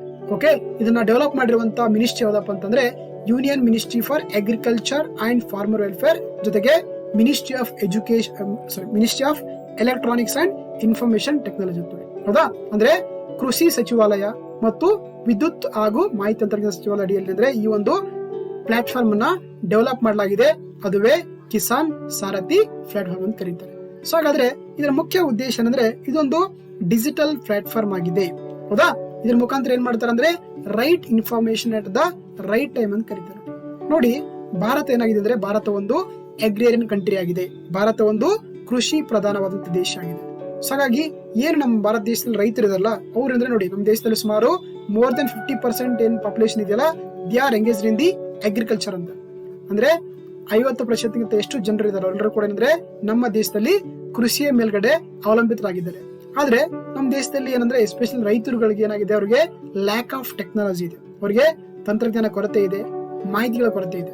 ಸೊ ಅದಕ್ಕೆ ಏನಂದ್ರೆ ಈ ಕಿಸಾನ್ ಸಾರಥಿ ಏನ್ ಮಾಡುತ್ತೆ ಅಂದ್ರೆ ಅವರಿಗೆ ಸಂದರ್ಭಕ್ಕೆ ತಕ್ಕಂತೆ ಒಂದು ಸರಿಯಾದ ಇನ್ಫಾರ್ಮೇಶನ್ ಕೊಡುತ್ತೆ ರಿಗಾರ್ಡಿಂಗ್ ದಿ ಅಗ್ರಿಕಲ್ಚರ್ ಬಗ್ಗೆ. ಈಗ ನೋಡಿ, ನಮ್ಮ ದೇಶದಲ್ಲಿ ಎಷ್ಟೋ ರೈತರು ಏನ್ ಮಾಡ್ತಾರೆ ಅಂದ್ರೆ, ಈಗ ಫಾರ್ ಎಕ್ಸಾಂಪಲ್ ಇವತ್ತು ಏನ್ ಮಾಡ್ತಾರೆ ಅಂದ್ರೆ, ಸೊ ಎಕ್ಸಾಂಪಲ್ ತಗೋಣ, ಇವತ್ತೇನಾದ್ರೆ ರೈತ ಏನ್ ಮಾಡ್ತಾ ಇದ್ದಾನೆ, ತನ್ನ ಹೊಲಗಳಿಗೆ ತನ್ನ ಬೆಳೆಗಳಿಗೆ ಏನ್ ಮಾಡ್ತಾನೆ, ರಾಸಾಯನಿಕ ಗೊಬ್ಬರಗಳನ್ನ ಸಿಂಪಡಿಸ್ತಿದ್ದಾನೆ. ಹೌದಾ? ಸೊ ಅವಾಗ ಏನಾಗುತ್ತೆ, ಸಾಯಂಕಾಲ ಮಾರ್ನಿಂಗ್ ಏನ್ ಮಾಡ್ತಾನೆ, ಸಾಯಂಕಾಲದಿಂದ ಮಳೆ ಬರುತ್ತೆ. ಸೊ ಏನಾಗುತ್ತೆ, ಆ ಒಂದು ಏನ್ ರಾಸಾಯನಿಕ ಸಿಂಪಡಿಸಿರ್ತಾನೆ ಅದೇನಾಗುತ್ತೆ, ಹರ್ಕೊಂಡು ಹೋಗುತ್ತೆ. ಸೊ ಹಾಗಾಗಿ ಅದು ಆ ಒಂದು ಗಿಡಗಳಿಗೆ ಏನಾಗುತ್ತೆ, ಸರಿಯಾಗಿ ಎಫೆಕ್ಟ್ ಆಗಲ್ಲ. ಅದೇನಾಯ್ತು, ಮತ್ತೆ ಲಾಸ್ ಆಗುತ್ತೆ. ಮತ್ತೇನಂದ್ರೆ ಇವತ್ತೇನೋ ಯಾರೋ ಬೆಳೆಗಳನ್ನ ಸರಿ ಅಂತಾರೆ ಬೀಜಗಳನ್ನ ಬಿತ್ತಾರೆ, ಆದ್ರೆ ಒಂದು ವಾರ ಮಳೆನೇ ಬರಂಗಿಲ್ಲ. ಅವಾಗ ಏನಾಗುತ್ತೆ, ಆ ಬೀಜಗಳೆಲ್ಲ ಲಾಸ್ ಆಗುತ್ತೆ. ಅಂದ್ರೆ ಇಲ್ಲಿ ನೋಡಿ, ನಮ್ಗೆ ಏನಂದ್ರೆ ಪ್ರಸ್ತುತ ಸಂದರ್ಭದಲ್ಲಿ ಈ ಟೆಕ್ನಾಲಜಿ ತುಂಬಾ ಡೆವಲಪ್ಮೆಂಟ್ ಆಗಿದೆ. ಹೌದಾ? ನಮ್ಗೇನಂದ್ರೆ ಅಟ್ ಲೀಸ್ಟ್ ಮುಂದಿನ ಒಂದು ವಾರದ ಏನಂದ್ರೆ ಏನ್ ವಾತಾವರಣದಲ್ಲಾಗುತ್ತೆ, ಮಳೆ ಬರುತ್ತೆ ಮಳೆ ಬರಲ್ಲ ಅಂತಂದ್ರೆ ನಮ್ಗೆ ಇನ್ಫಾರ್ಮೇಶನ್ ಗೊತ್ತಾಗುತ್ತೆ ಥ್ರೂ ಇಂಡಿಯನ್ ಮೆಟ್ರಲಾಜಿಕಲ್ ಡಿಪಾರ್ಟ್ಮೆಂಟ್ ಮುಖಾಂತರ. ಹೌದಾ? ಸೊ ಹಾಗಾಗಿ ಏನಂದ್ರೆ ರೈತರು ಏನಿದ್ದಾರೆ ಅಂದ್ರೆ ಅವ್ರು ಆಕ್ಚುಲಿ ಈ ತರದ ಒಂದು ತಂತ್ರಜ್ಞಾನದ ವಿಷಯಗಳನ್ನು ತಿಳ್ಕೊಂಡು ತಮ್ಮ ಒಂದು ಕೃಷಿಯಲ್ಲಿ ತಿಳಿದ್ರೆ ಏನ್ ಮಾಡ್ಬೋದು, ಅವರು ತುಂಬಾ ಏನಂದ್ರೆ ಇಂಪ್ಲಿಮೆಂಟೇಷನ್ ಮಾಡ್ಕೊಳ್ಳಕ್ಕೆ ಸಾಧ್ಯ ಆಗುತ್ತೆ. ಜೊತೆಗೆ ಎಷ್ಟೋ ರೈತರಿಗೆ ತಮ್ಮ ಬೆಳೆಗಳಿಗೆ ಯಾವ ರೀತಿ ರಾಸಾಯನಿಕಗಳನ್ನ ಸಿಂಪಡಿಸಬೇಕಂತ ಗೊತ್ತಿರಂಗಿಲ್ಲ. ಸೊ ಹಾಗಾಗಿ ತುಂಬಾ ಬ್ಲೈಂಡ್ ಆಗಿ ಫಾಲೋ ಅಪ್ ಮಾಡ್ತಿರ್ತಾರೆ. ಸೊ ಹಾಗಂದ್ರೆ ಅವರು ಈ ಒಂದು ಸೈಂಟಿಫಿಕ್ ಮೆಥಡ್ ಮುಖಾಂತರ ಅಂದ್ರೆ ಕಿಸಾನ್ ಸಾರಥಿ ಅನ್ನುವಂತ ಡಿಜಿಟಲ್ ಪ್ಲಾಟ್ಫಾರ್ಮ್ ಮುಖಾಂತರ ಅವರಿಗೆ ಬೇಕಾದಂತ ಪ್ರತಿಯೊಂದು ಇನ್ಫಾರ್ಮೇಶನ್, ಅದು ಪರ್ಸನಲ್ ಆಗಿರ್ಬೋದು ಅಥವಾ ಸೊ ಬೇರೆ ಒಂದು ಗ್ರೂಪ್ ಆಗಿರ್ಬೋದು, ಆ ತರ ಇನ್ಫಾರ್ಮೇಶನ್ ಏನ್ ಮಾಡ್ತಾರೆ ಅಂದ್ರೆ ಇಲ್ಲಿ ಅಗ್ರಿಕಲ್ಚರ್ ಸೈಂಟಿಸ್ಟ್ ಕೊಡ್ತಾರೆ. ಸೊ ಆಮೇಲೆ ಅಗ್ರಿಕಲ್ಚರ್ ಎಕ್ಸ್ಪರ್ಟ್ ಅಂದ್ರೆ ಅವ್ರಿಗೆ ಮಾಹಿತಿಯನ್ನ 24x7 ಅಲ್ಲಿ ಆಕ್ಚುಲಿ ಈ ಒಂದು ಪ್ಲಾಟ್ಫಾರ್ಮ್ ಮೂಲಕ ಒದಗಿಸ್ತಾರೆ. ಅದುವೇ ಕಿಸಾನ್ ಸಾರಥಿ ಅಂತ ಕರೀತಾರೆ. ಓಕೆನಾ? ಜೊತೆಗೆ ಇದಕ್ಕೇನಂದ್ರೆ ಇನ್ನೊಂದು ವಿಶೇಷ ಏನಪ್ಪಾ ಅಂತಂದ್ರೆ ಆಕ್ಚುಲಿ ಈ ಕಿಸಾನ್ ಸಾರಥಿ ಮುಖಾಂತರ ರೈತರು ತಮ್ಮ ಮಾತೃ ಭಾಷೆಯಲ್ಲಿ ಒಂದು ಮಾಹಿತಿಯನ್ನ ಪಡಿಬಹುದು. ಅಂದ್ರೆ ಡಿಸೈರ್ಡ್ ಲ್ಯಾಂಗ್ವೇಜ್ ಅಲ್ಲಿ ಅವರು ತಮ್ಮ ಒಂದು ರೈಟ್ ಇನ್ಫಾರ್ಮೇಶನ್ ನ ಎಟ್ ರೈಟ್ ಟೈಮ್ ಅಲ್ಲಿ ಅಂದ್ರೆ ಸರಿಯಾದ ಮಾಹಿತಿಯನ್ನ ಮತ್ತೆ ಸರಿಯಾದ ಸಮಯದಲ್ಲಿ ಪಡ್ಕೊಳ್ಳಕ್ಕೆ ಅವರಿಗೆ ಸಾಧ್ಯ ಆಗುತ್ತೆ ತಮ್ಮದೇ ಆದಂತ ಭಾಷೆಗಳ ಮುಖಾಂತರ. ಸೊ ಈ ಒಂದು ಕಿಸಾನ್ ಸಾರಥಿ ಮುಖಾಂತರ. ಜೊತೆಗೆ ಈ ಕಿಸಾನ್ ಸಾರಥಿ ಡಿಜಿಟಲ್ ಪ್ಲಾಟ್ಫಾರ್ಮ್ ಇದೆಯಲ್ಲ, ಇದಕ್ಕೆ ಆಕ್ಚುಲಿ ಏನ್ ಮಾಡಿದ್ರೆ ಈ ಕೃಷಿ ವಿಜ್ಞಾನ ಕೇಂದ್ರಗಳ ಒಂದು ಅಟ್ಯಾಚ್ಮೆಂಟ್ ಕೊಟ್ಟಿದ್ದಾರೆ. ಅಂದ್ರೆ ಏನು, ಈ ಕೃಷಿ ವಿಜ್ಞಾನ ಕೇಂದ್ರಗಳಲ್ಲಿ ವಿಜ್ಞಾನಿಗಳು ಕೆಲಸ ಮಾಡ್ತಿರ್ತಾರೆ, ಅವರು ಕೂಡ ಏನ್ ಮಾಡಬಹುದು, ನೀವು ರೈತರು ನೇರವಾಗಿ ಅವರ ಒಂದು ಸಂಪರ್ಕ ಪಡ್ಕೊಂಡು ಪ್ರತಿಯೊಂದು ಇನ್ಫಾರ್ಮೇಶನ್ ಬೆಳೆಗಳ ಬಗ್ಗೆ ಪ್ರತಿಯೊಂದು ಇನ್ಫಾರ್ಮೇಶನ್ ಕೂಡ ಅವರು ಪಡ್ಕೊಳ್ಬಹುದು. ಮತ್ತೆ ಮಾರುಕಟ್ಟೆಗಳ ಬಗ್ಗೆ ಕೂಡ ಇನ್ಫಾರ್ಮೇಶನ್ ಕೊಡ್ಲಾಗ್ತಾ ಹೋಗ್ತಾರೆ. ಸೊ ಓಕೆನಾ? ಜೊತೆಗೆ ಅವ್ರು ಯಾವ್ದಾದ್ರು ಹೊಸ ಬೆಳೆಗಳು ಬೆಳಿಬೇಕಾದ್ರೂ ಕೂಡ ಒಂದು ಇನ್ಫಾರ್ಮೇಶನ್ ಕೂಡ ಅವರಿಗೆ ಸಿಗುತ್ತೆ ಈ ಒಂದು ಕೃಷಿ ವಿಜ್ಞಾನ ಕೇಂದ್ರಗಳ ಮುಖಾಂತರ. Okay, that is called the Kisan Sarathi ಅಂತ ಕರೀತಾರೆ. ಇದು ರೈತರಿಗೆ ತುಂಬಾ ಬೆನಿಫಿಟ್ ಆಗುವಂತ ಒಂದು ಡಿಜಿಟಲ್ ಪ್ಲಾಟ್ಫಾರ್ಮ್ ಆಗಿದೆ. ಇನ್ನೊಂದು ಏನಂದ್ರೆ ಒಂದು ದುರಂತ ಏನಪ್ಪಾ ಅಂದ್ರೆ ಆಕ್ಚುಲಿ ನಮ್ಮ ದೇಶದ ರೈತರಿಗೆ ಈ ಟೆಕ್ನಾಲಜಿಗಳ ಬಳಸ್ಕೊಳ್ಳುವಂತ ಒಂದು ಸಾಕ್ಷರತೆ ಪ್ರಮಾಣ ತುಂಬಾ ಕಡಿಮೆ ಇದೆ. ಹೌದಾ? ಎಷ್ಟೋ ಜನರಿಗೆ ಅವರಿಗೆ ಇವತ್ತಿ ಕೂಡ ಆಪ್ಸ್ ಅಂದ್ರೆ ಗೊತ್ತಿರಂಗಿಲ್ಲ, ಇಂಟರ್ನೆಟ್ ಅಂದ್ರೆ ಗೊತ್ತಿರಂಗಿಲ್ಲ, ಸ್ಮಾರ್ಟ್ ಫೋನ್ ಅಂದ್ರೆ ಗೊತ್ತಿರಂಗಿಲ್ಲ. ಸೊ ಹಾಗಾಗಿ ಬರೀ ಡಿಜಿಟಲ್ ಮುಖಾಂತರ ಹೇಳೋದ್ರಿಂದ ಮೇ ಬಿ ಕೆಲವೊಬ್ಬರಿಗೆ ಹೆಲ್ಪ್ ಆಗುತ್ತಿಲ್ಲ ಅಂತಲ್ಲ, ಬಟ್ ಆದ್ರೆ ಫಸ್ಟ್ ಏನಂದ್ರೆ ನಾವು ನಮ್ಮ ರೈತರಿಗೆ ಅಂದ್ರೆ ತುಂಬಾ ಎಜುಕೇಶನ್ ಅಂದ್ರೆ ತುಂಬಾ ಬೂಸ್ಟಪ್ ಮಾಡಬೇಕಾಗಿದೆ. ಮತ್ತೆ ಅವರ ಅಗ್ರಿಕಲ್ಚರ್ ಅಲ್ಲಿ ಟೆಕ್ನಾಲಜಿ ಅಳಿಸ್ಕೊಳ್ಳುವಂಥದ್ದು ಒಂದು ಟ್ರೈನ್ ಮಾಡಬೇಕಾದ್ದು ಬಹಳ ಮುಖ್ಯ ಕರ್ತವ್ಯ ಅಂತ ಹೇಳ್ಬೋದು. Okay, that is the Kisan Sarathi ಯೋಜನೆ ಅಂತ ಕರೀತಾರೆ. ಓಕೆನಾ? ಜೊತೆಗೆ ಇದಕ್ಕೆ ರೈತರಿಗೆ ಪ್ರತಿಯೊಂದು ಇನ್ಫಾರ್ಮೇಶನ್ ಕೃಷಿ ಸಂಬಂಧಿತ ಮತ್ತೆ ಅದರ ಸಂಬಂಧಿತ ಒಂದು ಫೀಲ್ಡ್ಸ್ ಬಗ್ಗೆ complete information free of cost ಅಲ್ಲಿ ಮತ್ತೆ ಎಕ್ಸ್ಪರ್ಟ್ ಗಳಿಂದ ಸಿಗುತ್ತೆ. ಹಾಗಾಗಿ this is the very very good initiative ಅಂತ ಹೇಳ್ಬೋದು under the ministry of the agriculture ಮತ್ತೆ ministry of the electronics and information technology ಮುಖಾಂತರ. Okay, so that's it, right? Yes, recent ಆಗಿ ಮತ್ತೊಂದು ಅಪ್ಲಿಕೇಶನ್ ನ್ಯೂಸ್ ಅಲ್ಲಿ ಇದೆ, ಅದುವೇ ಉಮಾಂಗ ಅಪ್ಲಿಕೇಶನ್ ಅಂತ ಕರೀತಾರೆ. ಓಕೆ, ಉಮಾಂಗ್ ಅಪ್ಲಿಕೇಶನ್ ಅಂತ ರೀಸೆಂಟ್ ಆಗಿ ನ್ಯೂಸ್ ಅಲ್ಲಿ ಇದೆ. ಸೊ ಇದು ನಿಮ್ಗೆಲ್ಲ ಇದೊಂದು ಓಲ್ಡ್ ಅಪ್ಲಿಕೇಶನ್. ಆಕ್ಚುಲಿ ಇದೊಂದು ಓಲ್ಡ್ ಅಪ್ಲಿಕೇಶನ್. ನಮ್ಗೆ ಏನಂದ್ರೆ ಇದು ಫಸ್ಟ್ ಸ್ಟಾರ್ಟ್ ಮಾಡಿದಾಗ 1.0 ಅಂತ ಬಂತು, ನೆಕ್ಸ್ಟ್ ಇಯರ್ 2.0 ಅಂತ ಬಂತು, 3.0 ಅಂತ ಬಂತು.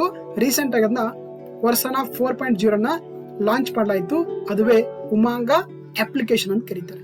ಏನಪ್ಪಾ ಅಂತಂದ್ರೆ ಆಕ್ಚುಲಿ ನೋಡಿ, ಸರ್ಕಾರದ ಹಲವಾರು ಯೋಜನೆಗಳನ್ನ ನಾವು ಸಿಂಗಲ್ ಪ್ಲಾಟ್ಫಾರ್ಮ್ ಮುಖಾಂತರ ಅಥವಾ ಸಿಂಗಲ್ ಅಪ್ಲಿಕೇಶನ್ ಮುಖಾಂತರ ನಮಗೆ ಪಡ್ಕೊಳ್ಳಕ್ಕೆ ಸಾಧ್ಯ ಆಗ್ಲಿಕ್ಕೆ ಒಂದು ಇರುವಂತ ಅಪ್ಲಿಕೇಶನ್ ಅದುವೇ ಉಮಾಂಗ ಅಪ್ಲಿಕೇಶನ್ ಅಂತ ಕರೀತಾರೆ. Okay, it's one mobile app for the many government service ಅಂತ ಕರಿತೀವಿ. ಅದುವೇ ಉಮಾಂಗ ಅಪ್ಲಿಕೇಶನ್ ಅಂತ ಕರೀತಾರೆ. ನೋಡಿ, ಈ ಉಮಾಂಗ್ ಅಪ್ಲಿಕೇಶನ್, ಉಮಾಂಗ್ ಅಂತ ಇದೆಯಾ, ಉಮಾಂಗ್ನ ಒಂದು ಫುಲ್ ಫಾರ್ಮ್ ಮಾಡಿದಾಗ ಗೊತ್ತಾಗುತ್ತೆ ನಮಗೆ. Unified mobile application for new age governance ಅಂತ ಕರೀತಾರೆ. ಹೌದಾ, ಉಮಾಂಗ್. ಉಮಾಂಗ್ ಅಂದ್ರೆ ಏನಂದ್ರೆ so unified mobile application for the new age governance ಅಂತ ಕರೀತಾರೆ. ಅಂದ್ರೆ ನಾವು ಇಲ್ಲಿ ಹೊಸ ತಲೆಮಾರಿನ ಒಂದು ಗವರ್ನೆನ್ಸ್ ಮುಖಾಂತರ ಏನಂದ್ರೆ ಬರೀ ಒಂದು ಸಿಂಗಲ್ ಆಪ್ ಮುಖಾಂತರ ನೋಡಬಹುದು ಸಾಕಷ್ಟು ಹಲವಾರು ಬಹು ವೇದಿಕೆ ಅಂತ ಕರೀತೀವಿ. ಅಂದ್ರೆ multi stage, multi language, multi service ಅಂತ. ಅಂದ್ರೆ ಹಲವಾರು ಸೇವೆಗಳನ್ನ ಹಲವಾರು ಭಾಷೆಗಳಲ್ಲಿ ಹಲವಾರು ವೇದಿಕೆಗಳ ಮುಖಾಂತರ ಅಂದ್ರೆ ನಮಗೆ ಇನ್ಫಾರ್ಮೇಶನ್ ಕೊಡುವಂತ ಒಂದು ಅಪ್ಲಿಕೇಶನ್ ಉಮಾಂಗ ಅಪ್ಲಿಕೇಶನ್ ಅಥವಾ unified mobile application for the new age governance ಅಂತ ಕರೀತಾರೆ. ಓಕೆನಾ. ಜೊತೆಗೆ ಇದು ಈ ಒಂದು ಆಪ್ ಇದೆಯಲ್ಲ, ಇದನ್ನ ಬೋತ್ ಕೇಂದ್ರ ಮತ್ತು ರಾಜ್ಯದ ಯೋಜನೆಗಳನ್ನ, ಅಂದ್ರೆ ನಮಗೆ ಏನು ಕೇಂದ್ರದಲ್ಲಿ ಸಿಗುವಂತ ಯೋಜನೆಗಳಾಗಿರ್ಬೋದು, ಆಮೇಲೆ ಸ್ಟೇಟ್ ಅಲ್ಲಿ ಸಿಗುವಂತ ಯೋಜನೆಗಳ ಮುಖಾಂತರ ಏನ್ ಮಾಡೋದು ಈ ಒಂದು ಪ್ಲಾಟ್ಫಾರ್ಮ್ ಮುಖಾಂತರ ನಾವು ಪಡಿಬಹುದು. ಜೊತೆಗೆ ಈ ಒಂದು ಅಪ್ಲಿಕೇಶನ್ ಲಾಂಚ್ ಮಾಡಿದ್ದು 2017ರಲ್ಲಿ. ಓಕೆನಾ. ಈ ಉಮಾಂಗ ಆಪ್ ಇದೆಯಲ್ಲ, ಇದರಲ್ಲಿ ಸುಮಾರು 257ಕ್ಕಿಂತ ಹೆಚ್ಚು ಇಲಾಖೆಗಳು, ಜೊತೆಗೆ 32 ರಾಜ್ಯಗಳ ಸಾಕಷ್ಟು ಸ್ಕೀಮ್ಗಳು, ಜೊತೆಗೆ ಇದರಲ್ಲಿ 1251ಕ್ಕಿಂತ ಹೆಚ್ಚು ಸ್ಕೀಮ್ಗಳನ್ನ ಕೂಡ ನಾವು ಬರೀ ಸಿಂಗಲ್ ಪ್ಲಾಟ್ಫಾರ್ಮ್ ಅಲ್ಲಿ ಪಡಿಬಹುದು. ಜೊತೆಗೆ ಇಲ್ಲಿ ನಮಗೆ ಪೇಮೆಂಟ್ ಕೂಡ ಮಾಡ್ಕೊಳ್ಳಕ್ಕೆ ಅವಕಾಶ ಇರುತ್ತೆ ನಿಮ್ಗೆ. ಆದ್ರೆ ಇಲ್ಲಿ ಡಿಬಿಟಿ ಕೂಡ ಯೂಸ್ ಮಾಡ್ಕೊಳ್ಳಕ್ಕೆ ಅವಕಾಶ ಇದೆ. ಡಿಬಿಟಿ ಅಂದ್ರೆ ಗೊತ್ತಲ್ಲ, ಡೈರೆಕ್ಟ್ ಬೆನಿಫಿಟ್ ಟ್ರಾನ್ಸ್ಫರ್ ಅಂತ, ಇದನ್ನ ಹಿಂದಿಯಲ್ಲಿ ಪಹಲ ಅಂತ ಕರೀತಾರೆ. ಹೌದಾ, ಪಹಲ ಅಂದ್ರೆ ಪ್ರತ್ಯಕ್ಷ ಹಸ್ತಾಂತರಿಕ ಲಾಭ ಅಂತ ಕರೀತಾರೆ. ಅಂದ್ರೆ ನೇರವಾಗಿ ಫಲಾನುಭವಿಗೆ ಹಣವನ್ನ ವರ್ಗಾವಣೆ ಮಾಡುವಂತ ಒಂದು ಸ್ಕೀಮ್ ಅಥವಾ ಒಂದು ಇನಿಷಿಯೇಟಿವ್ ಅಂತಂದ್ರೆ ನಾವು ಡೈರೆಕ್ಟ್ ಬೆನಿಫಿಟ್ ಟ್ರಾನ್ಸ್ಫರ್ ಅಥವಾ ಪಹಲ್ ಅಂತ ಕರೀತಾರೆ. ಸೊ ಹಾಗಾಗಿ ಇದು ಏನಂದ್ರೆ ನಾವು ಬರೀ ಸಿಂಗಲ್ ಪ್ಲಾಟ್ಫಾರ್ಮ್ ಮುಖಾಂತರ ಕುಳಿತಲ್ಲೇ ಸರ್ಕಾರದ ಹಲವಾರು ಯೋಜನೆಗಳನ್ನ ಪಡಿಬಹುದು ಅಂತ ಹೇಳುತ್ತದೆ ಉಮಾಂಗ್ ಆಪ್ ಆಗಿದೆ. ಓಕೆನಾ. ಸೊ ಹಾಗಾಗಿ ಏನಂದ್ರೆ ಇದು ನಮಗೆ ಸಾಕಷ್ಟು ಒಂದು ರೀತಿ ಹಲವಾರು ರೀತಿಯಲ್ಲಿ ಇದು ನಮಗೆ ಹೆಲ್ಪ್ಫುಲ್ ಆಗುತ್ತೆ. ಮತ್ತೆ ಅಂದ್ರೆ ನಿಮಗೆ ಪ್ರತಿಯೊಂದು ಸರ್ಕಾರದ ಯೋಜನೆಗಳನ್ನ ಕೂಡ SMS ಮುಖಾಂತರ ಒಂದು ನಿಮ್ಗೆ ತಿಳಿಸುವಂತ ಪ್ರಯತ್ನ ಮಾಡುತ್ತೆ. ಹಾಗೆ ಇದರ ಮುಖಾಂತರ ನೀವು ಏನಂದ್ರೆ ಜಸ್ಟ್ ನಿಮ್ಮ ಒಂದು ಮೊಬೈಲ್ ನಂಬರ್ ಅನ್ನ, ಜೊತೆಗೆ ಆಧಾರ್ ಕಾರ್ಡ್ ನಂಬರ್ ಅನ್ನ, ಜೊತೆಗೆ ಪ್ಯಾನ್ ಕಾರ್ಡ್ ನಂಬರ್ ಅನ್ನ ಜಸ್ಟ್ ಜಾಯಿಂಟ್ ಮಾಡಿದ್ರೆ ಸಾಕು, ನೀವು ಪ್ರತಿಯೊಂದು ಸರ್ಕಾರದಲ್ಲಿ ಸಿಗುವಂತ ಯೋಜನೆಗಳನ್ನ ಡೈರೆಕ್ಟ್ ಆಗಿ ನೀವು ಅಪ್ಲಿಕೇಶನ್ ಮುಖಾಂತರನೇ ಕುಳಿತಂತ ಪ್ರದೇಶಗಳಲ್ಲಿ ಮಾಡಬಹುದು. ನೀವು ಆ ಯೋಜನೆಗಳ ಸೌಲಭ್ಯಗಳನ್ನ ಪಡಿಬಹುದು. ಫಾರ್ ಎಕ್ಸಾಂಪಲ್ ನಿಮ್ಗೆ ಪೆನ್ಷನ್ ಆಗಿರ್ಬೋದು. ಹೌದಾ, ಯಾರಾದ್ರೂ ಏಜ್ ಹೋಲ್ಡರ್ಸ್ ಆಗಿದ್ರೆ, ಸೀನಿಯರ್ ಸಿಟಿಜನ್ಸ್ ಆದ್ರೆ ನೀವು ಪಿಂಚಣಿಯನ್ನ ಪಡಿಬಹುದು ಥ್ರೂ ಈ ಒಂದು ಉಮಾಂಗ ಅಪ್ಲಿಕೇಶನ್ ಮುಖಾಂತರ. ಜೊತೆಗೆ ನೀವು ಭವಿಷ್ಯ ನಿಧಿ ಅಥವಾ ಪ್ರಾವಿಡೆಂಟ್ ಫಂಡ್ ಕೂಡ ಪಡಿಬಹುದು. ಜೊತೆಗೆ ಈ ಪಾಠಶಾಲ ಕೂಡ ಸಿಗುತ್ತೆ ನೋಡಿ.